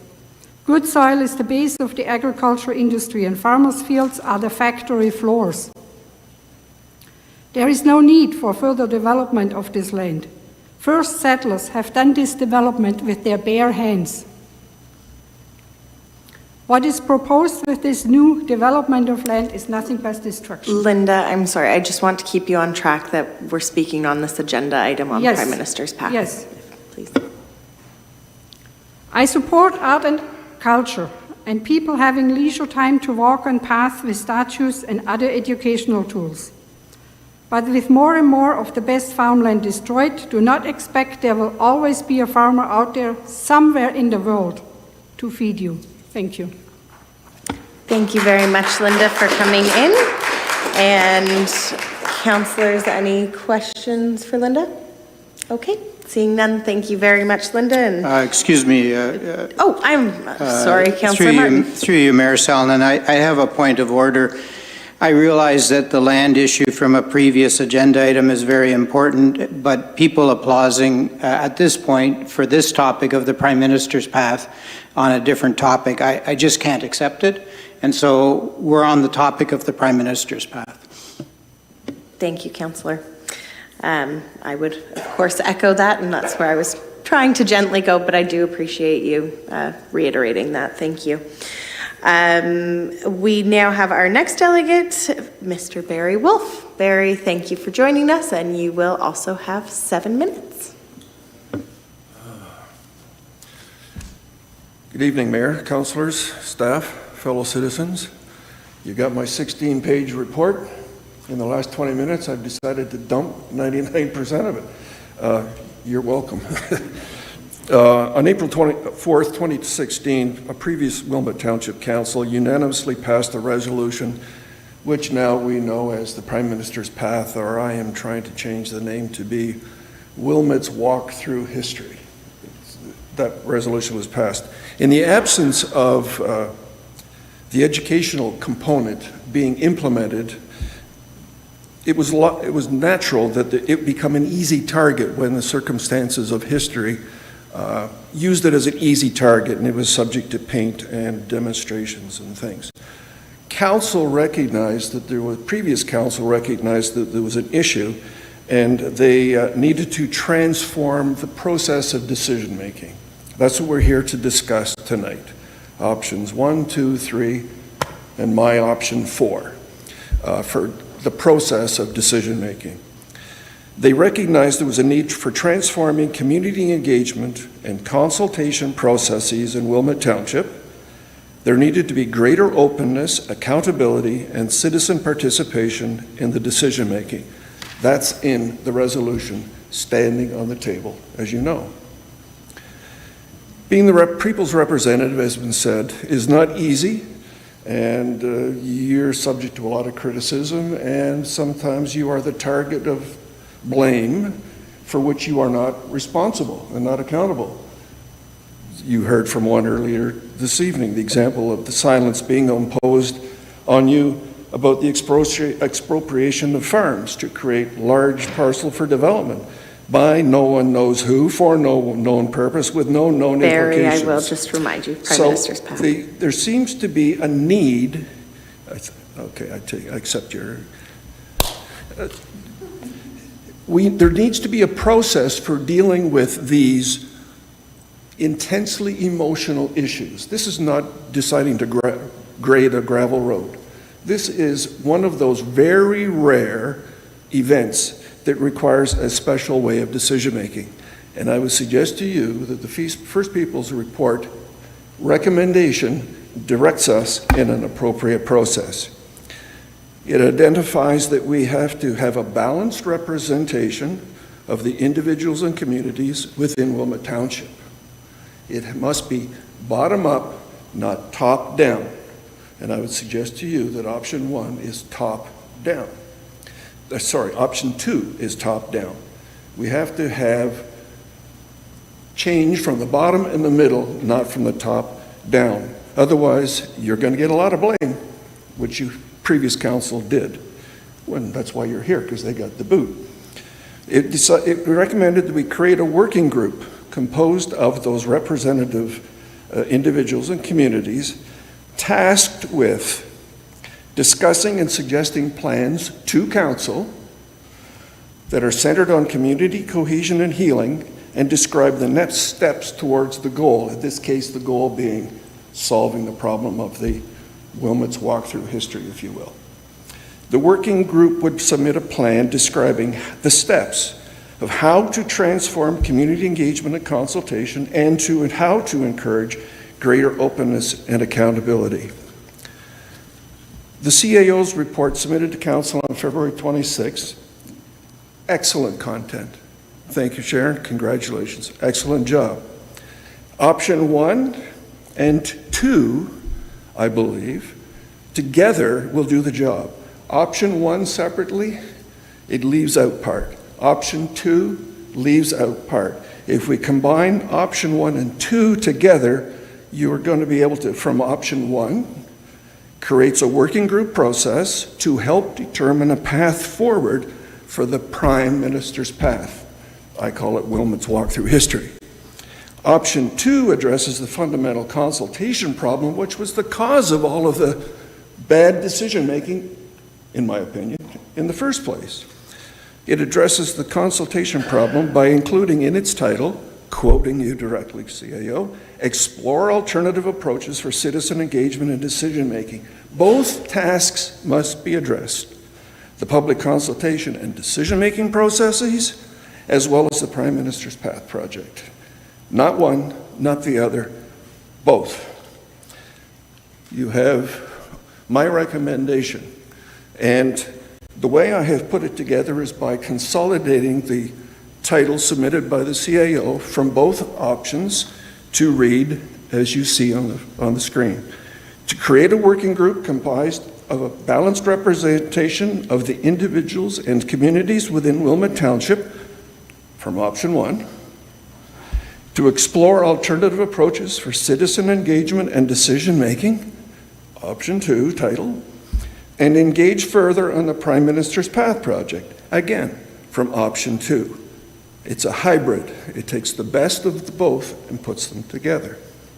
All I've done is change the order so that you do the consultation process first, and as it evolves through the working group, you end up solving the problem, addressing the consultation problem of the Prime Minister's Path using the strategy that you have created ahead of time. If you just move the screen up, please, you'll see that the first step is you form a working group. The present recommendation of timeline, I'm going to take a little bit of, I'm open to questions and discussion of how this would work with the CAO. I believe that the first process should be it would be the engaging of the firm to identify how you form your representative working group. Once you have the working group, in consultation with the consultation staff, the working group is identified by bodies, advertising, whatever you do their process. You construct your working group process first. Then the working group works in consultation with the hired firm, team, whatever it is, Nipissing University or wherever, and they then outlined the process for changing the decision-making process, and that includes, I respect the CAO's suggestion, you start with the visioning process. You've got to understand your fundamental beliefs and values and principles of what you're working before you move forward. That's the visioning process. Working group, consultation. We're just able to have you wrap up. I do believe there will be questions for clarity, but. Okay, where are we in the timeline? I've added some stuff on the timeline, and I would be open to questions of how this could be implemented as a hybrid. I think it takes both together, and it could help solve big problems too, because anyway, what do you do next after you got your working group working, and how do you consult? Please ask me questions. Thank you very much, Barry. If you want to stay at the podium, I do believe that there are some questions. Councillor Wilkinson. Through the chair, Barry, thank you for attending this evening and your presentation. I also received your apparently needless 16-page report. I guess I could dispose of. But I did take a really good read through it, and some of your cover sheet or executive summary to it as well. I did want to start, though, just by asking your background. What is it? I'm a retired, I was a teacher for many years. I taught for 10 years at, for example, in Southampton Public School, which is 40% Indigenous. They came on the bus from the Saugeen Reserve across the river. That was a challenging 10 years. I was a much better teacher at the end than I was when I started there. Got to know I worked for the union. I was a union president for a number of years. I was a chief negotiator for the bargaining group up there. I was a representative, therefore, the union at education board meetings. Got to meet the Saugeen Band's representative on the board, who is now the chief of the Saugeen Band. Got to know him personally. Very bright man. I wrote curriculum. I was responsible for leading schools. I was a vice principal for a number of years. Conducted the kind of thing that I'm hoping to get to in describing here as a part of my work. This is not new, this process of information and consultation meetings. The process is not new. We've been doing this for over 50 years, as far as I know. I'm 75. It's been going on a long time. It's not brain surgery, but it's dangerous to some people. If you've got a power structure that you want to maintain, it's risky. If you're used to doing things in a certain way, it's uncomfortable, because what you're doing is you're having to acknowledge that you trust somebody else to be able to speak to you in a way that you will be able to listen, and you have to expect them to trust you that you will speak to them in a way that they will listen to you. And I think part of the problem that council, this is my personal opinion, I think part of the problem the previous council had was it was top down. It was inviting input, but not listening. It was providing opportunities for people to speak, but weren't hearing. And when people were speaking, they were feeling pressured because they knew maybe that the system wasn't working well. That's what I'm here to suggest. My option 4 is a hybrid. It allows bottom up with trust, but influence. My wife, and you got this thing again, I always say there's a difference between control and influence. We are social creatures over time, and we are subject to infinite number of influences that we can't control. So what we try to do is create social structures, including a process like this, so that we can be as predictable and as secure and as safe, physically, socially, intellectually, as possible. Stop signs, we're talking physical. Gravel roads, we're talking physical. Decision-making around this Wilmot's Walk potential project involves a lot of emotional, intellectual, deeply rooted fundamental beliefs that are different. People have different experiences, and they come with really rigid kinds of approaches to things. And what we have to do, I believe, is create a process which is structured, which can be monitored and controlled by council, who is responsible for supervising its staff, and the staff will then conduct whatever policy directions you give it. So this is option 4, is what I'm inviting you to direct them to do. To first of all, hire the firm, and I would suggest you don't need a Price Waterhouse big name firm. It don't have to be. I'm advocating personally against the People's Group, First People's Group. They had their shot. I think we're learning and moving on from them. They've done a great basis. It could be a place like Nipissing University. They're experts on this kind of stuff. They've got a variety of faculties, administration, business. They teach how to do this Indigenous work. They teach teachers of how to implement design curricula. It could be a resource. You might be biasing your thing in one direction, but I would suggest the council be open to a variety of firms. Now, personally, I'm disappointed to hear that staff has already gone ahead and hired a consultation firm. But anyway, it is what it is. So the firm first. Sorry, Barry, I just want to correct. No, staff have not gone ahead and hired any firm. I thought I heard that there was a firm. No. I apologize if I misheard. No, there is not a firm that's been hired. That is to be discussed. Okay. I apologize. I misheard. That's okay. Excellent clarification. That's okay. I would I'm also back on just track. ask you to get on track. I'm back I on believe track. the question was about your Process. background experience. And how it applies. This is what I've learned through my background experience. Can I carry on with that, or am I done? I think if we could just get focused again on the questions that council had. I know personally you and I have gotten down the road in chats before. We're both very interested in the intellectual and sociological side. I don't want to force everybody else necessarily to have to indulge that, as I know we have another. I'm prepared to carry on with the practical way of making this work if people are interested. I know Councillor Cressman has a question, which I believe is focused towards that. Yes, I think, trying to get back to, I think we could call your option 4 a modified option 1. You know, I think it's a matter of semantics in terms of what we do.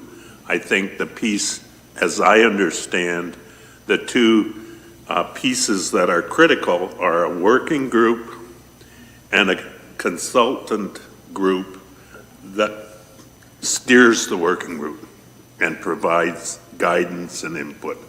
And I think if we look at it in those two ways, then I think we've got something that we can work with.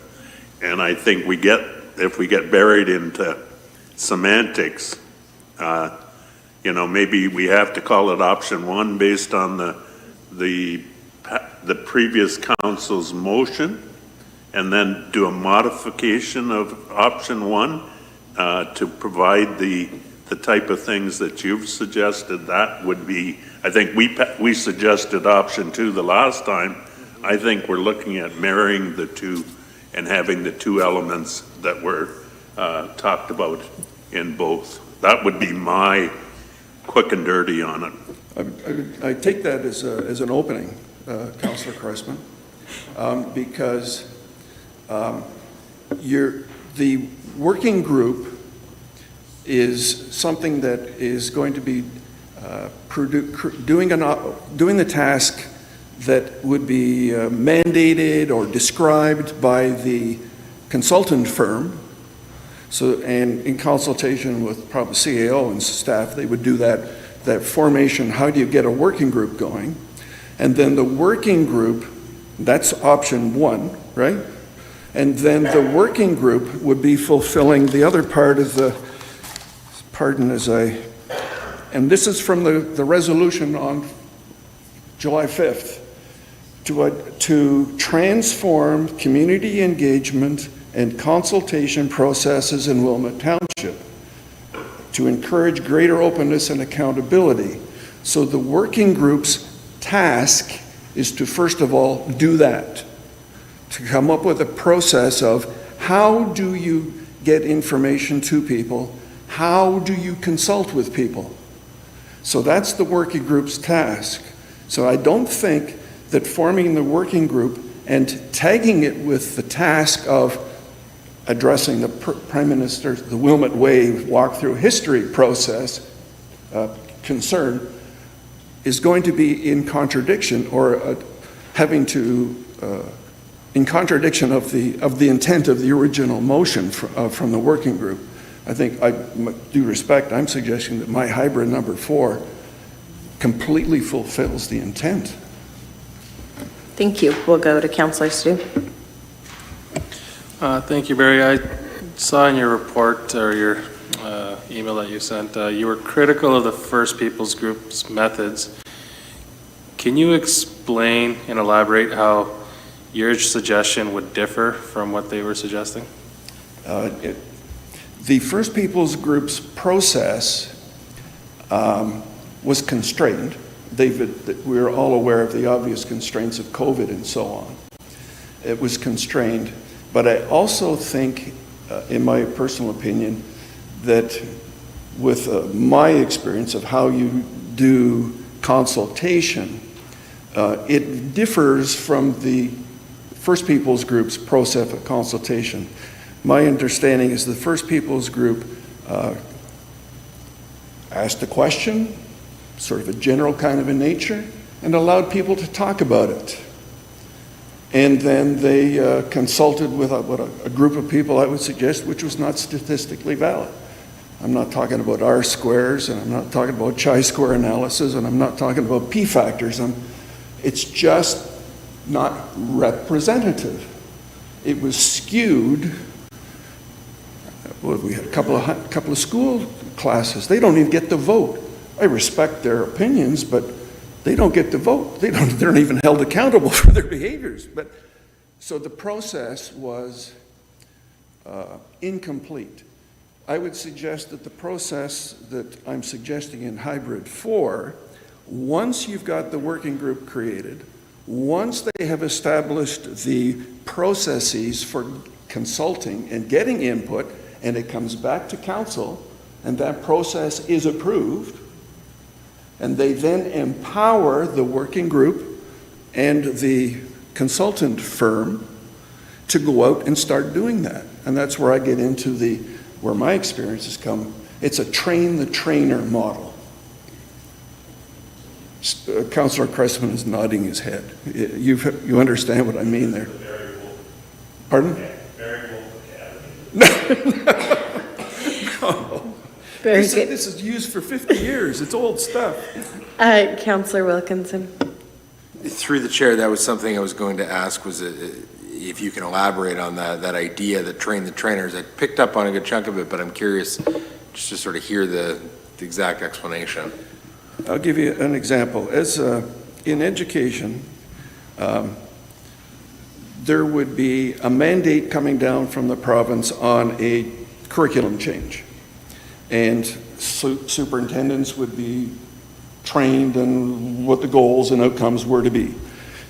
Superintendents would then bring all the principals together, and they would be trained on how to implement the process. And then they would do it in their schools, and the teachers would teach the kids. The critical part on the train the trainer model is you know what you want to do in terms of a process, and that's what the working group and the consultation firm does. How do you run a meeting to provide information and then provide opportunities to get feedback? And that's the model of the train the trainer. The working group, in my head, I see a group of, say, I don't know, 3, 5, 6, you don't want it too big, people who would be the core. And they would be in working with the consultant firm on how do we organize the logistics from picking the 6 community centers, the timing, all that other kind of stuff. But the actual process is, what do you do when they come in the door? I'll give you an example of something we used to do as a principal teaching teachers.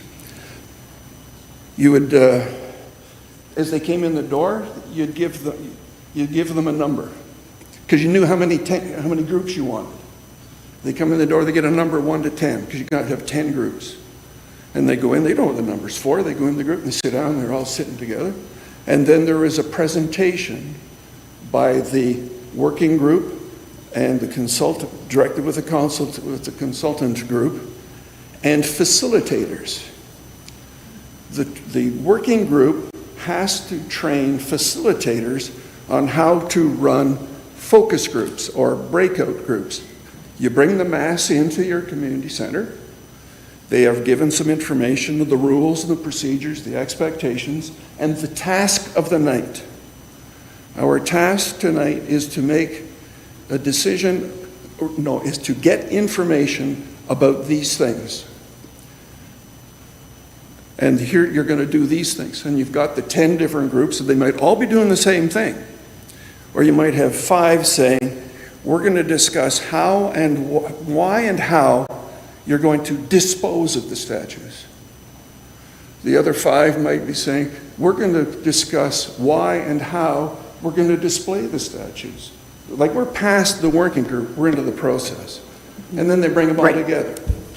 Thank you, Barry. Councillor Martin. I feel like I'm being a curmudgeon, thank you, through you, Mayor Sallin. I appreciate, Barry Wolf, no applause. I appreciate, Barry Wolf, your presentation, and you have a lot of good ideas. I'm just wondering how long we give to one person. And I realize my colleagues are asking questions, and I can appreciate that you're interested in his input, but I'm also aware we have other delegations. Councillor Martin, I feel like you're over here in my brain, because I actually have written that I'm ending the questions. I believe council has, many of you have spoken to Barry. I believe we've all read his email and understand his ideas, and thank you very much for coming forward, Barry.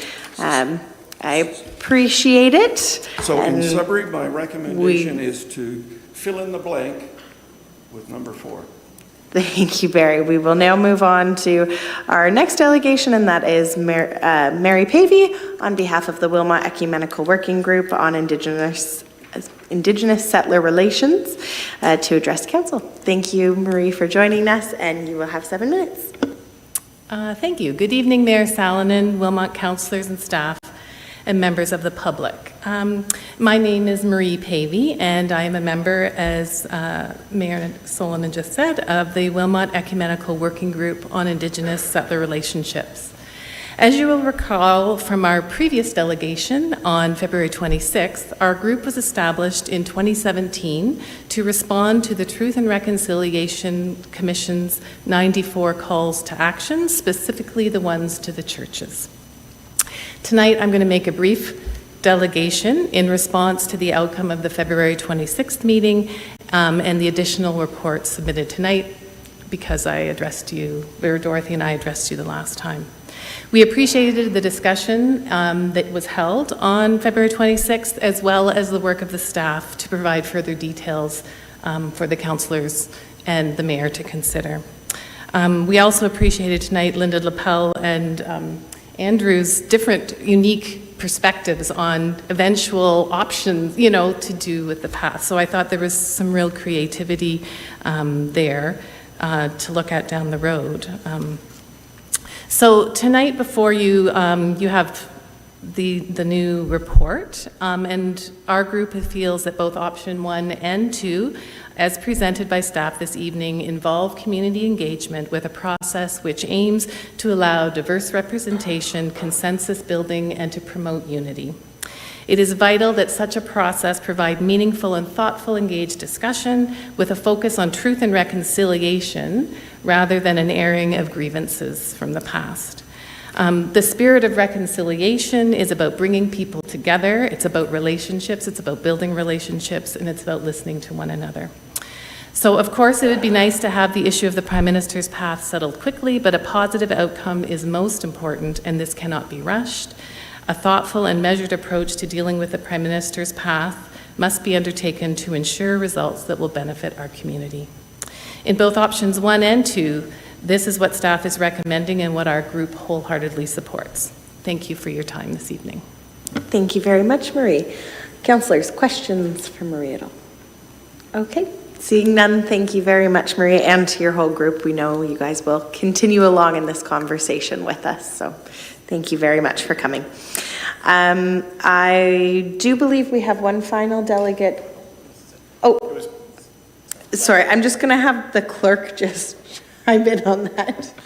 Through you, Mayor, sorry for the confusion. It was Glenn Mathers had submitted written correspondence that was added to the agenda, so there is no delegations. Okay, thank you very much. Sorry for the confusion on my end there. Well, council, I guess now it's up to us to discuss the options before us. And I mean, the one thing I would say is certainly based off the questions before and some of the other conversation, that as council we're able to dictate whatever the terms of reference would be should there be a working group.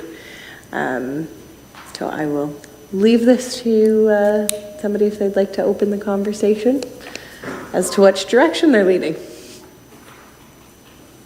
Wow, this is really robust conversation here.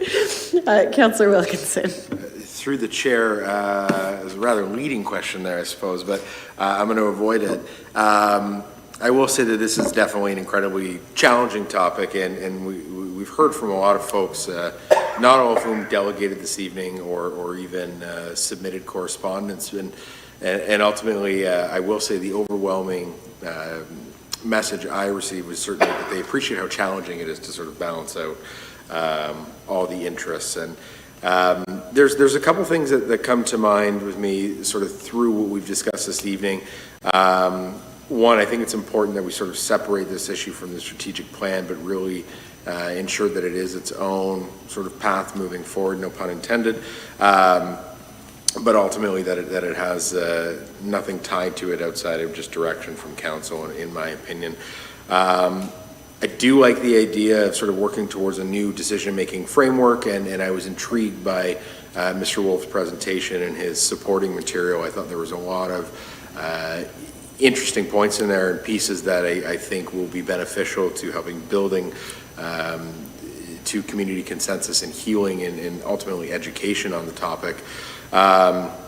And I certainly would be in agreement with the best practice forward is likely to avoid that top-down dictated approach, but rather have something that's driven from a community consensus and discussion. So those are my sort of opening thoughts. With that said, I did have a question as well to CAO Chambers regarding the Kasmari funding. Now, is that directly tied to the First Peoples Group, or will that be applicable to any consultant that does come forward?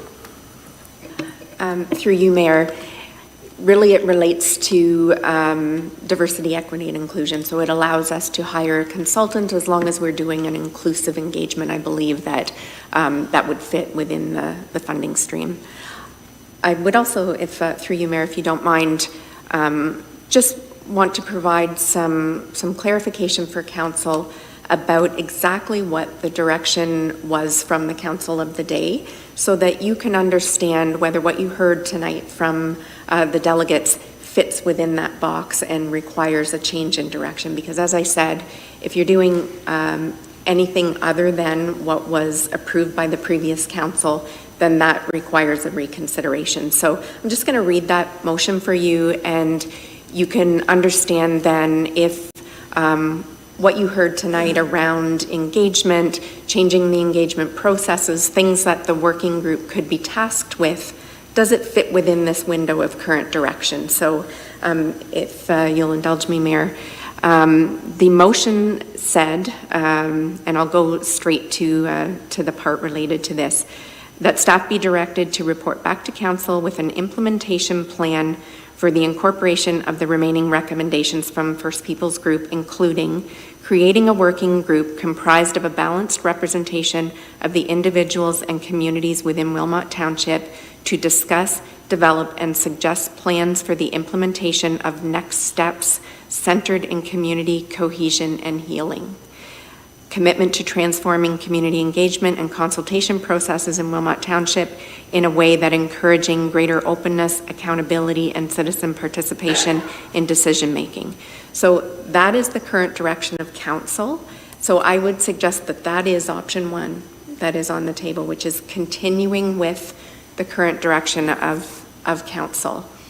You've heard some suggestions this evening of what could be incorporated into the work of the working group, as well as what could form part of an RFP that would deliver on that. So I would suggest to you that a lot of what you heard tonight fits within that framework and doesn't require a change in direction.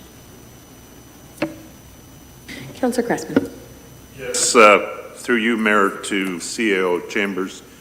I guess I would like to have an explanation of what balanced representation means, because it's kind of like a beautiful sunset. It could mean to a lot of different things to different people.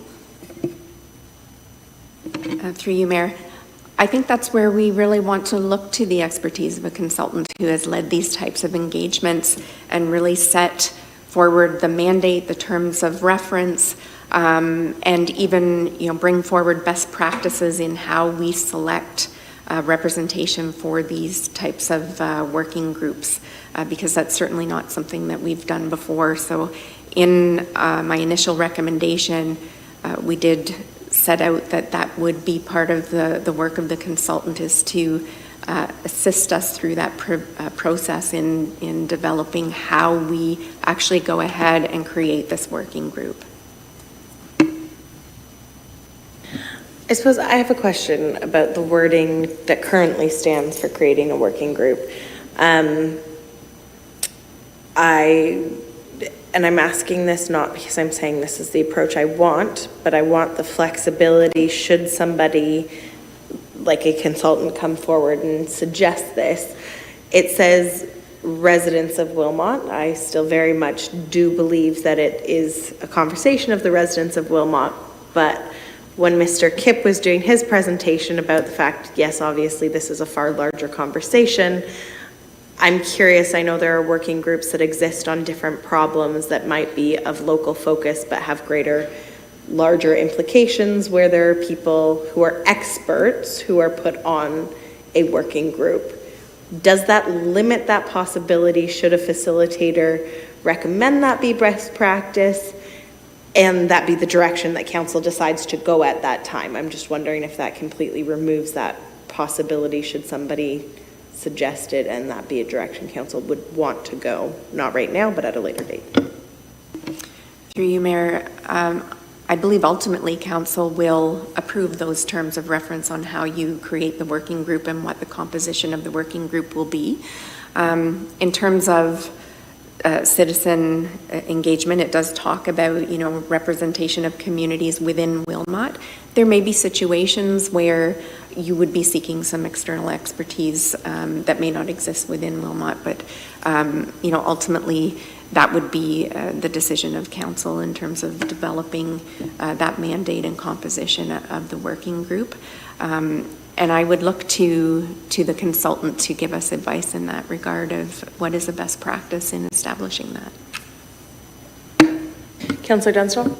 Thank you, through you, Mayor. Just a quick question. I just want to make sure I understand that option 1 does still include citizen engagement, correct? There's the working group, but there will be citizen engagement because there were certainly many, many citizens that did not feel that they had their voices heard. So I appreciate a working group and I think that's great, but I just want to make sure that it goes out to everybody so that we have a variety of different viewpoints so that we can make sure that when we do get to a decision, it actually encompasses the entire township or as much of it as we can. Yes, and as we heard from many of the delegations tonight, that part of that focus of the working group really should be looking at how we develop those engagement plans with the community. And I think the consultant that we engage through this, it's going to be very important to get the right consultant that has a lot of knowledge and expertise in how to lead those conversations in the community. Certainly I've heard from members of council since I've been here about wanting to really have those, smaller focus group type conversations with the community where people can feel safe in sharing diverse opinions. And I'm very pleased to say that Ms. Kell and I, with some of the conversations that we've been having over the past couple of weeks with consultants who have experience in this space, there are some really great ideas there that that we can implement in terms of having that really meaningful community conversation where all perspectives are heard. Councillor Martin? Through you, Mayor Salonen, I'm just curious about the process. If we carried on with the previous council's direction, do we need a motion, or are we simply by consensus saying we're carrying on, which is, I guess, then going with option 1?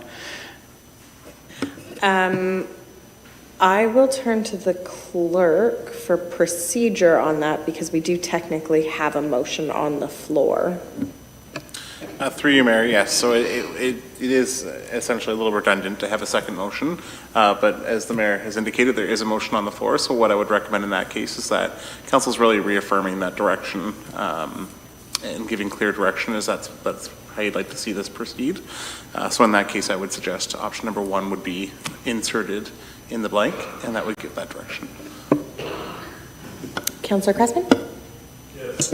Yes, I think, through you, Mayor, I think the piece, and I think Barry Wolf identified it very clearly, the long-term legacy of doing it right will be a process that involves everyone, and that makes, we have then a recipe, excuse me, or something in our toolbox that we can bring out of the toolbox to address issues that we're confronted with or future councils are confronted with going down the road.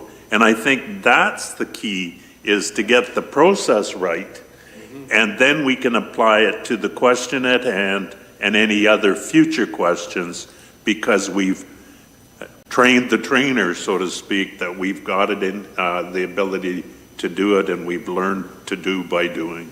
So I think that has to be a highlight of this, that we have to keep that as a, the two-step process. I see it as learn the process, get it right, get this consultation process down, and then apply it to the question at hand, and then other questions will pop up that we can apply the process to that will benefit the township residents into the future. So, I think I can therefore support the option one with that provisos as we look to the future. So option one, I suppose, would be an amendment to the motion moved by Councillor Cressman. I would need a seconder for option one. That's seconded by Councillor Dunstall. Specifically on the amendment, which would be inserting option one and the candor and appraisal, I suppose, that you mentioned, Councillor Cressman.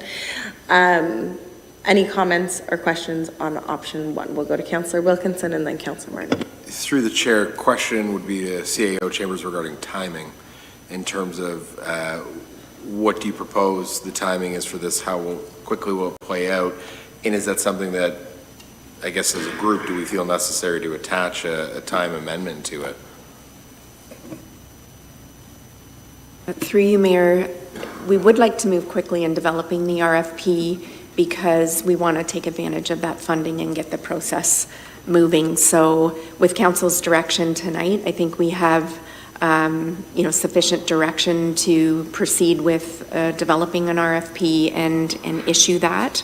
And really understanding, based on the feedback and the discussion that we had tonight, what we're trying to achieve from a consultant in assisting in establishing the working group. So our goal would be to get that RFP out in April and get it awarded by the end of April so that we can start proceeding with that work with the consultant. Councillor Martin. Through you, Mayor Salonen. So just, could we have a clarification on the process? So then the motion, could you maybe just repeat what is the motion on the floor and then what would be the amendment? And just to put my position out there, I agree with what Councillor Cressman's saying in terms of that option one, but I just want to be clear then on how what the motions are. Yes, so the motion that currently stands is that report CAO 2024-04 regarding additional information relating to option 2 outlined in CAO report 2024-03 be received for information, and further that council direct staff to proceed with option fill in the blank as outlined in report CAO report 2024-03. The reason it needs to be an amendment, which is option 1, is because we had not yet decided and staff did not want to predetermine the outcome of our conversation this evening. So it will be an amendment. The amendment will just be to add the number for the option, and then we would vote on that. Pending however that vote goes, we either do the motion as amended or not. My question would be on the consulting. I know RFPs normally sit within your jurisdiction and domain in terms of both sending out and awarding.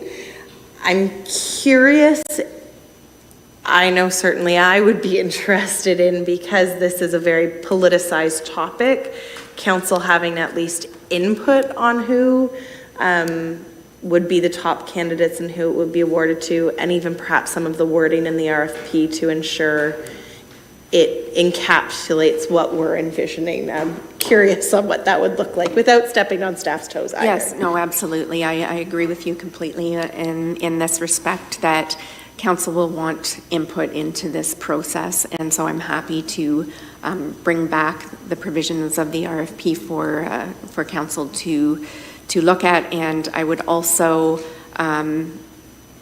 suggest that a member of council be on the evaluation team as we're awarding this, to ensure that it's aligned with council's vision on this.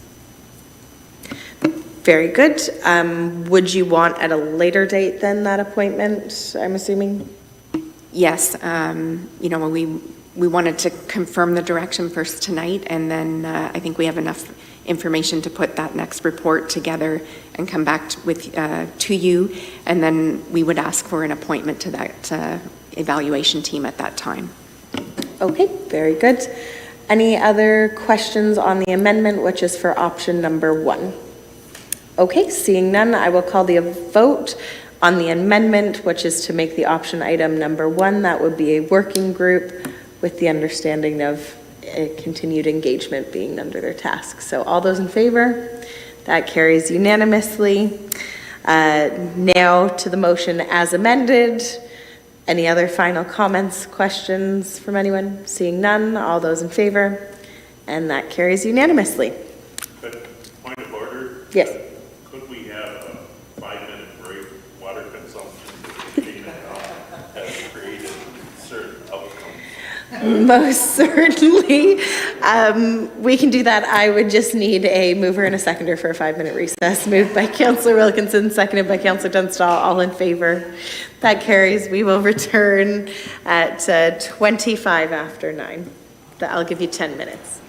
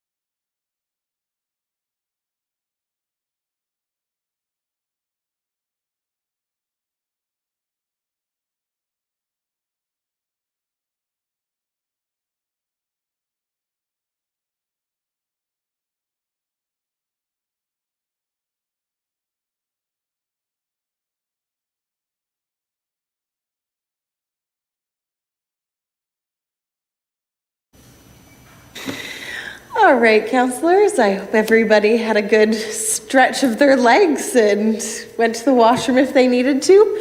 May I have a motion to reconvene, please? Moved by Councillor Dunstall, seconded by Councillor Cressman. All those in favor? And that carries unanimously. If you are following along on your agenda, we're on to item 13.3, which is IC 2023-01, Integrity Commissioner Report. The recommendation is that Council receive the Integrity Commissioner's Report 2023-01 dated March 20th, 2024, and that Councillor Dunstall no longer serve as the Council representative on the 2024 Canada Day Event Task Force, and that Councillor Dunstall acknowledge publicly that she participated in Council business to benefit local organizations of which she is a member, contrary to the Code of Conduct. To get this on the floor, may I please have a mover? Moved by Councillor Martin, seconded by Councillor Wilkinson. I'm going to invite Dr. Robert J. Williams to present the report, who is our Integrity Commissioner. Good evening, Mayor Salonen, members of Council. I have submitted to Council a report in response to a request to conduct an inquiry under the Township of Wilmot Code of Conduct for elected officials that concluded that Councillor Dunstall has violated a part of the code. I considered many allegations made by the applicant, and after exhaustive investigation, I concluded that only one was sustainable, and that pertains to a section of the code that falls under the conflict of interest heading. I hasten to clarify that this is not a matter of a pecuniary interest, but what is called a personal interest pertaining to exercising what is referred to in the code as undue influence. Now, the general wording of the code is the following. Council members must appropriately resolve any conflict or incompatibility between their personal interests and the impartial performance of their public or professional duties in accordance with statutory requirements, unquote. So that's the general context in the code. Specifically, the code also says the onus is on the member to identify a conflict of interest, and he/she shall take the appropriate action to disclose/identify the existence of a conflict in favor of his or her public duty. In other words, you've got to recognize the difference between your public duty and your personal interest, and you're expected to disclose that and deal with it. It goes on to say personal interest can include direct or indirect pecuniary interest, bias, prejudgment, closed-mindedness, or undue influence. So those are statements about what falls under the heading of a conflict of interest.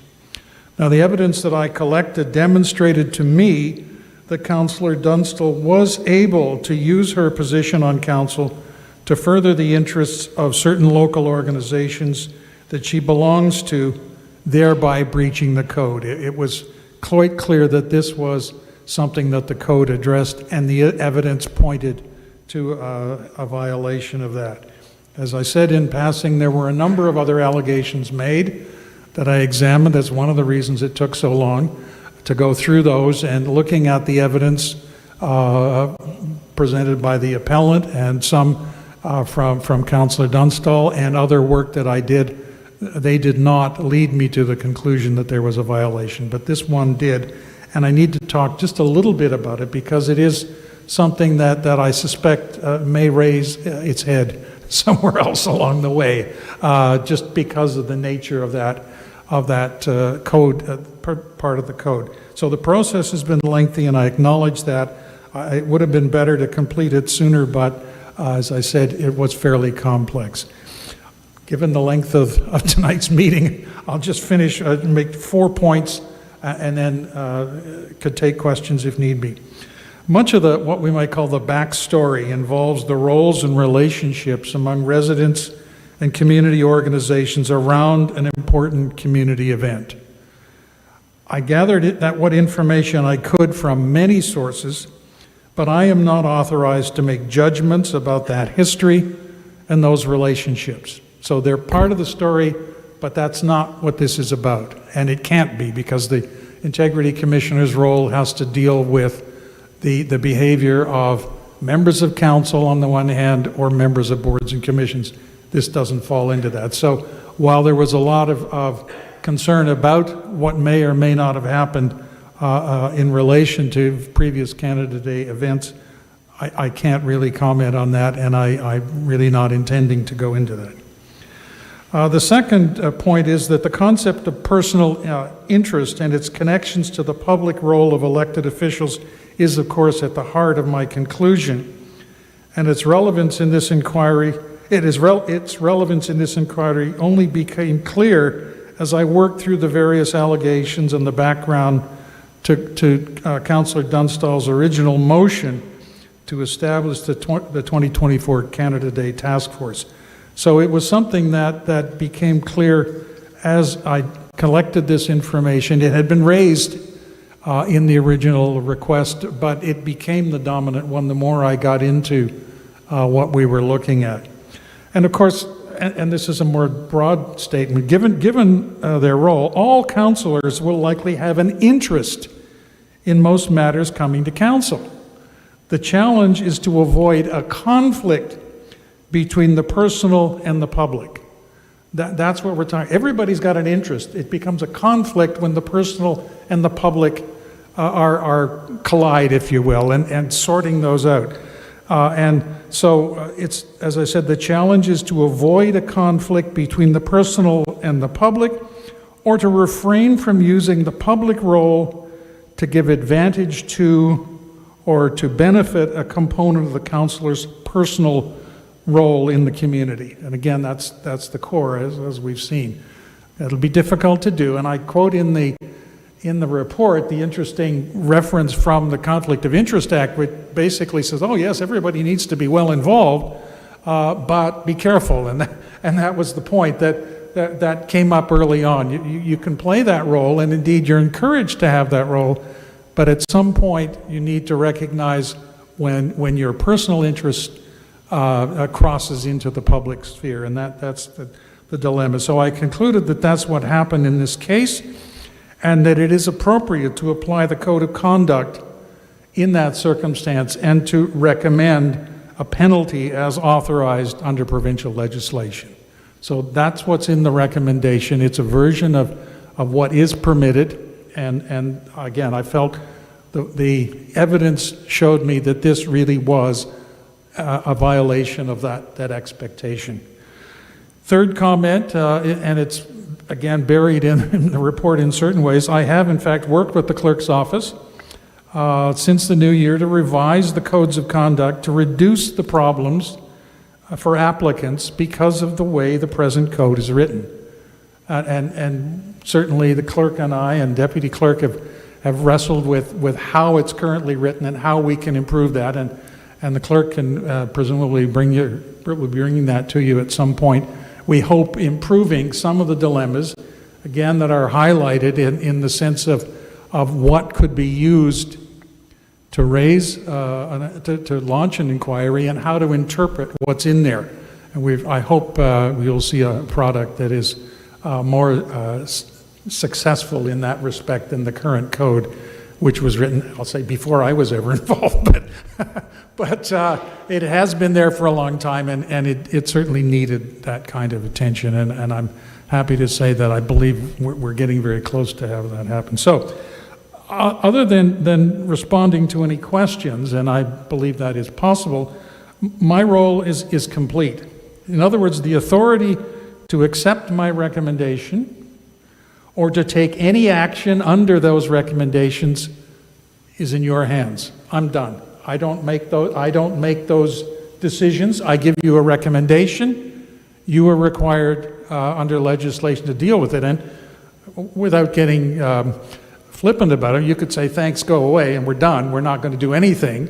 Or you can take some actions as related to the recommendations that are there. But basically, I'm happy to answer questions about the report, but I don't make the decision about what you implement. Thank you very much, Dr. Williams. Councillors, any questions of the Integrity Commissioner? Not seeing any questions, I will thank you very much, Dr. Williams. I'll let you, like you said, you're done. I'll stay here. But I will allow Councillor Dunstall. I know Thank you you. wanted to speak on this. Yes, thank you, through you, Mayor. And prior to addressing council and our township, I would like to take this opportunity to thank you, Commissioner Williams. Your professionalism and your guidance through this entire process made it much easier for me, so thank you. And to ensure integrity and fairness, as previously stated, I will not be voting on this. Before I begin addressing the allegations, I would like to state it was never my intention to punish or harm the previous Canada Day Committee. There needed to be improved governance around a committee that appeared to have strayed from the inclusive community event that it had been in the past. In my motion and deliberations, I took careful steps to ensure that no names were named and no allegations were made. It is only in the defense from the appellant's claim that I shared the information with the Integrity Commissioner. I also believe it's important to note the Commissioner's comments that the submission was complex, unorganized, and confusing. He also states the appellant made assertions about my words and actions frequently attributing to the respondent intent or motivation. These allegations were ignored by the Commissioner. A point of interest in this report is the appellant's attempt to fabricate an entire new code by taking sentences from one code and marrying them with phrases from another code, which makes me wonder why this person is so desperate to find something, anything, that they reverted to creating Frankenstein codes stitched together in an attempt to prove their allegations. That's food for thought. The Commissioner further states, however, that the overall allegations convinced him that the application should not be turned down because of the way it was written. So, here are the Coles notes to Commissioner Williams' very detailed and lengthy report. The Commissioner broke down the claim into 5 accusations. The objection is the motion is based on misrepresentation. My famous phrase of back under the township umbrella misrepresented that the township played a much larger role in the Canada Day event other than handing out cake, cookies, and providing in-kind services.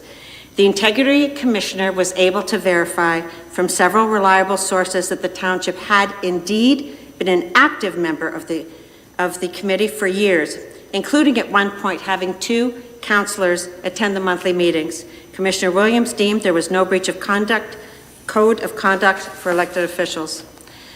2, the appellant claimed the correspondence from Angie Hallman and Mike Rice challenging my motion were not considered. Council did receive the correspondence and had knowledge of its content prior to making their decision. Commissioner Williams deemed there was no breach of the code of conduct for elected officials. 3, my statement that the New Hamburg service clubs and organizations were being excluded from participating on the Canada Day Committee. I was able to provide confirmation that the New Hamburg organizations only found out about the cancellation of the Canada Day 2021 when Angie Hallman made the statement to news outlets and social media sites that the Canada Day festivities in Wilmot were cancelled due to the findings in Kamloops. It was never the cancellation of the event that was the issue. It was the arbitrary decision to exclude them from the decision-making process. The Commissioner was able to verify from several sources that the clubs in mention were excluded, and with clear evidence of exclusion, Commissioner Williams deemed there was no breach of code of conduct of elected officials. Number 4, disrespect. This one was a little tough for me because from my perspective, it appears the New Hamburg clubs and organizations were the ones disrespected. However, the appellant alleges the words I used when asking the township to form a committee, that it be financially accountable, democratic, and inclusive, gave the appearance the Canada Day and Wilmot Committee was not doing that. Asking for improved governance is good. Asking for improved regulations is good governance, period. There is much more detail in the Commissioner's report concerning this matter. If you'd like it, please go to wilmot.ca and take a look at our council agenda for this evening. However, to be respectful of time, I'm going to summarize. In August of 2021, the organizations that had been excluded had a meeting. One volunteer decided to reach out to Ms. Hallman to determine what, if any, plans were in place for Canada Day moving forward. The volunteer sent an email to Ms. Hallman, the chair of the Canada Day in Wilmot Committee, asking about future involvement and financial transparency. The Commissioner notes the correspondence sent was not well received by Ms. Hallman, and that the groups, to the best of his knowledge, were not involved in the 2022 or 2023 event. More than one New Hamburg organization reached out to Ms. Hallman inquiring about financial accountability for the many Canada Day celebration donations made over the years. A member of the Canada Day in Wilmot Committee responded to an email sent to Ms. Hallman. In his letter, he refers to the committee members as vendors. He also states there are no records of any payments or fees received from them, and that as such, basically, it was none of their business. These statements are false. Clear evidence has already confirmed the New Hamburg organizations were committee members, and I've canceled checks made out to the Canada Day Committee from some of the organizations dating back several years. Please note, in the following quote from the Commissioner, the Canada Day in Wilmot Committee is referred to as the current Canada Day Committee, and I quote, "This response suggests to me that there was apparently not a willingness to open financial records to public scrutiny on the part of the current Canada Day Committee. However, my jurisdiction does not include investigating the actions of the Canada Day Committee. The point here is that there appear to be reasonable grounds for Councillor Dunstall to support an organizational arrangement that requires transparency from a future Canada Day Committee." The final allegation, bias and undue influence. That due to my involvement in the volunteer organizations, a reasonable person could assume bias and undue influence was plausible. Not surprisingly, and with all due respect to Commissioner Williams, I do not agree with this assessment. I understand your reasoning and how you came to that conclusion. However, I would like to share my perspective with Council and, more importantly, the citizens of Wilmot. Perhaps in this case, two assumptions are equally plausible. First, I publicly stated my affiliation with these New Hamburg clubs several times to ensure transparency. The Township held a meeting with several Township-affiliated groups to gauge interest in their willingness to participate in Canada Day. Once support was gauged, a call for committee members was posted on various social media sites on October 25th, 2023 to November 27th, 2023, encouraging all to apply. After the close of the application window, Council received all applications. They were reviewed by Council and a committee was formed. I believe the steps taken to ensure transparency also confirm that bias and undue influence were not present. New Hamburg is not a large urban city. We're a rural community. We have one Legion that supports our veterans who fought for our freedoms. We have one Board of Trade that supports local businesses to help them grow, and two service clubs dedicated to youth in our community. Wilmot appears to have had a tradition that the volunteer clubs assist when events are in their wards. I believe similarly to New Dundee hosting Wilmot's Victoria Day, which has their clubs at the table. I believe it is just as plausible that the expectation would be that the New Hamburg clubs would be at the table for an event hosted in New Hamburg as they had many years. To the Commissioner's recommendations, although I do not agree with the Commissioner's findings, I do understand your logic, sir. And I also don't want the integrity of this Canada Day Task Force questioned in any way, or my colleagues to be put in an uncomfortable position. Therefore, I voluntarily step back from the Canada Day Task Force. Councillor Martin has agreed to step in, while Councillor Cressman will take his spot on the Heritage Committee. As verified with the Commissioner, I am free to join the committee as a volunteer, which is my intent. I will acknowledge publicly that I used my role as a New Hamburg councillor to correct what I believed was an injustice to my New Hamburg constituents. That is my job as their councillor. The support I've received has been tremendous. I've had several people ask me not to step down for many reasons. However, I did hear more than once that if I did step down, they would win. If you have a winner, that means you have a loser, and we don't need that in this town.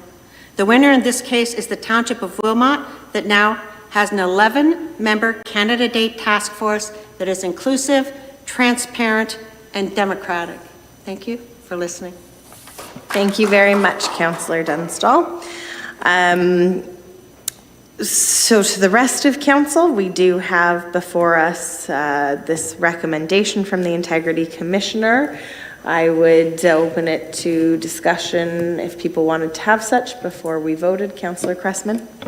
Yes, I was always brought up that you would celebrate people who got involved in service clubs and volunteer organizations because it builds the fabric of a community.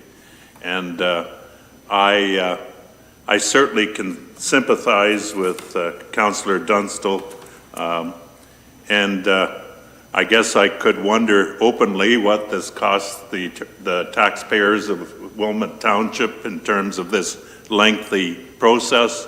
I asked Councillor Dunstall, how long did it take you to respond to the applicant's charges? She said over a week.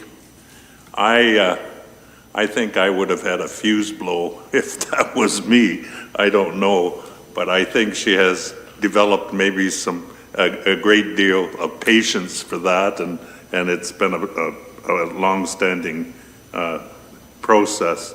I would think this shines a clear light on a hole in our policy.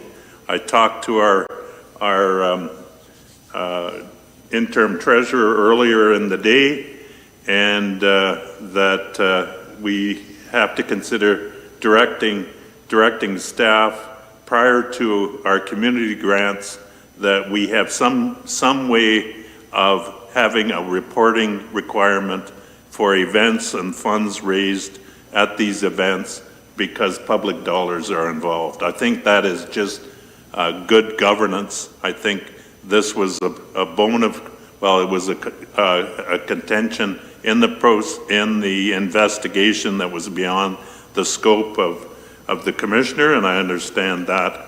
But I think going on a go-forward basis, we have to ensure we have policy that doesn't allow that to happen again, because I think the taxpayers of this township demand better from us in terms of how their money is spent. So I think, given that, I would move to accept the report, and looking for a seconder.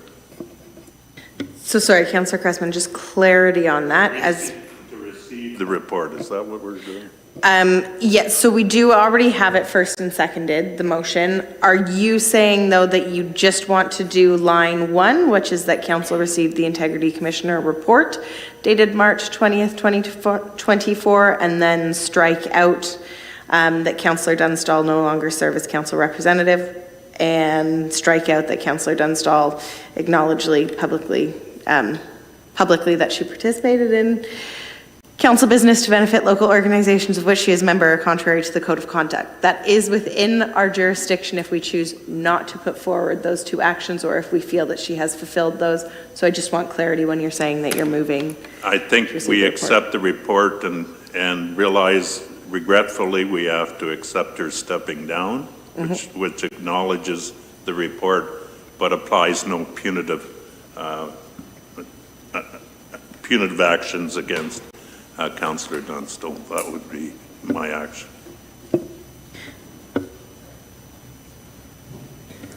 So the clerk's interpretation of that would be striking out. I would lean towards agreeing in that Councillor Dunstall has already willingly stepped down. I would say, so the first line has already been addressed. I don't think that we need to have it in a motion because she's already done it. My personal view would also be on the second one. I don't think it's necessary. It's like kicking a dead horse, but that's my personal opinion. I will bring that up if that's not what your intent and what you're trying to do is. I appreciate your assistance for Mayor and the clerk through you, and I will shut off my mic. So then I would require a seconder because that would be amending the current motion. So the seconder would be supporting removing the two other lines and it would just be us receiving the report. Is there a seconder for that? Am I allowed to get somebody else to chair for me so I can? I believe it goes over to Councillor Crespin, but he's the one who moved it. So who would be our backup chair? Sorry, I'm putting the clerk on the spot. This will be just a moment.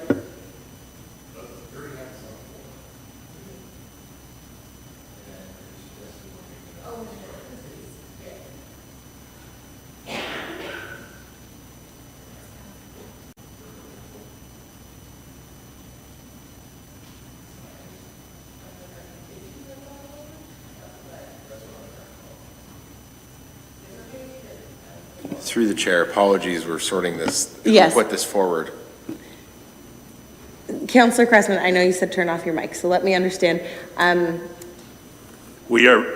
My understanding, we are receiving the report, full stop. Full stop. Full stop. So striking the two other parts then. Okay, so it's been moved by Councillor Cressman. I'm looking at who would be the chair. It can't be Councillor Cressman or myself because he's the one who put it forward. I'm looking to second it, so I'm just getting, our clerk is currently looking up who would be the third chairperson. Yes. Through you, Mayor, it is Councillor Dunstall, which we cannot do because Councillor Dunstall has declared a conflict. So we would look for another member of council to chair for this portion. Councillor Wilkinson, thank you. Thank you. Okay, so the motion or the amendment on the floor then is looking for a seconder. The amendment is seconded by Mayor Salonen. Any questions on the amendment? Absolutely. Thank you. The reason why I wanted to support seconding this is whenever the Integrity Commissioner, and he did allude to this, brings forward his recommendations, it is of Council's jurisdiction to decide if we choose to act on those or add in other decisions towards the information we receive on these kinds of complaints. I believe on the first component about Councillor Dunstall no longer serving. She's already publicly resigned, and I would accept personally both I saw her social media posts as well as the statement she just made to council, and I personally feel satisfied that the essence of the second part has been completed to certainly my satisfaction and also reading the report.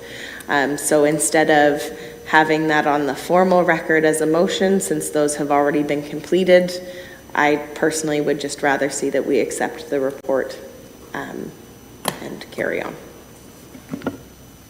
Are there any other additional questions or comments on the amending motion? No? Okay, then calling a vote. All in favor? And that carries unanimously. I will relinquish the chair back to Mayor Salonen. Thank you very much, fourth option Chair Wilkinson, for that. Yes, Councillor Wilkinson. Thank you. Through the chair, I did have a comment, but I also wanted to just make a brief comment here regarding Dr. Williams. I understand this would be the last time that you're reporting to council and fulfilling your duties as Integrity Commissioner, and I want to thank you for the amount of detail you went into and your time spent on this investigation. And also thank you for all the previous work you've done. I know you've chosen to step back and not further pursue this role. So we wish you, or at least I wish you well in your future endeavors. And again, thank you for your time spent as Integrity Commissioner. Thank you. I appreciate those comments, and I wish the same back to council. I hope you never have to meet your new Integrity Commissioner. Well, Councillor Wilkinson, thank you for taking my comments to wrap up this conversation. I apologize. That's okay, your additional comments. In closing, yeah, I would say, you know, one of the big key takeaways here is that we do always need to be mindful of public perception when we're advancing policy, and also be careful to not advance personal interests. And that's the big takeaway from this, and not suggesting that this necessarily happened, but ultimately be mindful of this at all times. And I will say, I believe politically that there, regardless, there was a desire certainly for this motion to advance at some point, and if not for Councillor Dunstall, I'm sure one of us, even myself, likely would have looked to bring this motion forward. So with that said, I do give Councillor Dunstall benefit of the doubt and accept the report as is. Any other questions or comments on this, councillors? I do just have final comments on this in particular, and this is more just a reflection and not specifically on this item, but I find it really interesting and maybe timing-wise fascinating as we end out Women's History Month that my understanding of Integrity Commissioner reports that Dr. Williams has dealt with in the past few years, interestingly have been generally directed at female members of council. And I don't want it to be something that discourages future women from considering running. And I think it's just something, again, it's just an observation, and it's not to say absolutely if you feel that there's a need to put forward an Integrity Commissioner complaint, please do. And I hope that our community does uphold us to that. But I do find it very fascinating that it has heavily been female representatives, both of the sitting council and past council, who have received the mass majority of Integrity Commissioner complaints. And I just find that a little bit unsettling, as proportionately we have never been the majority on this council. But that's more so just a point of reflection, I think, for everyone in the community, and hopefully that's not the trend that continues forward. That part aside, I did have remarks of thank you very much for your service and time as well, Dr. Williams. Thank you very much for all of your work to our community and our council. We Again, really I appreciate it. I'm not trying to run away here. That's okay. But I know you have things to get to, and it's been a long I have a meeting meeting. at 9 o'clock in Maple tomorrow, but anyway, tomorrow morning. But no, I do appreciate the comments. It has been a challenge recently, even though I was appointed a number of years ago. There was virtually nothing in the first 5 or 6 years, and it has been active lately, and that can be a distressing sign of things. And you're working through some of those issues even tonight, and moving forward. And it's unfortunate that a code of conduct inquiry has been brought into that at some point as a kind of I saw a reference to it as a gotcha. You know, this is a way to get at someone for various reasons, and I'm not saying that's what this was, but there have been cases where it appears that certain people have used the tool for purposes that are beyond what it was meant to do. And there is a learning part of this, and I agree with that. And you know, there are a number of layers to that. And as I said, half joking, I hope you don't have to go through another experience. You just have to recognize. I mean, you're all new, so this is still a learning process. And that public and private side of it is a challenge, because you're used to dealing with the community as an activist and having those commitments that you bring to it. And when you are sworn into office, some of that changes, and that's what we're dealing with along the way here. So this time I will leave. Thank you very much, Dr. Williams, and we wish you the best in the future. Councillors, I will call the question on the amended motion. All those in favor? And that carries unanimously.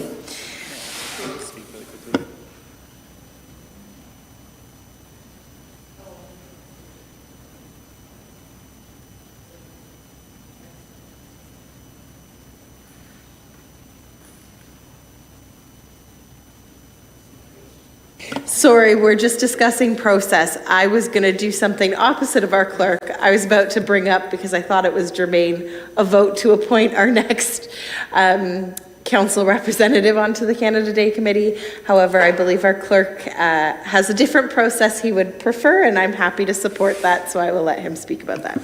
Through you, Mayor, and sorry for that. I would just, if we could, Council, I'll bring a report forward to the next meeting with, again, to fill in the blanks, and we'll appoint to fill this vacancy, and then if there's a vacancy caused by that, part of that report will cover that too. So we'll just cover that formally through a report.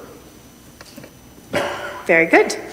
Now moving along to item 13.4, And this is a request for an event to be deemed municipally significant. The report recommendation is that report CS 2024-05 be received for information, that council designate the South Indian DJ party held at St. Agatha Community Centre on April 20th, 2024 as a municipally significant event. To get this on the floor, may I have a mover?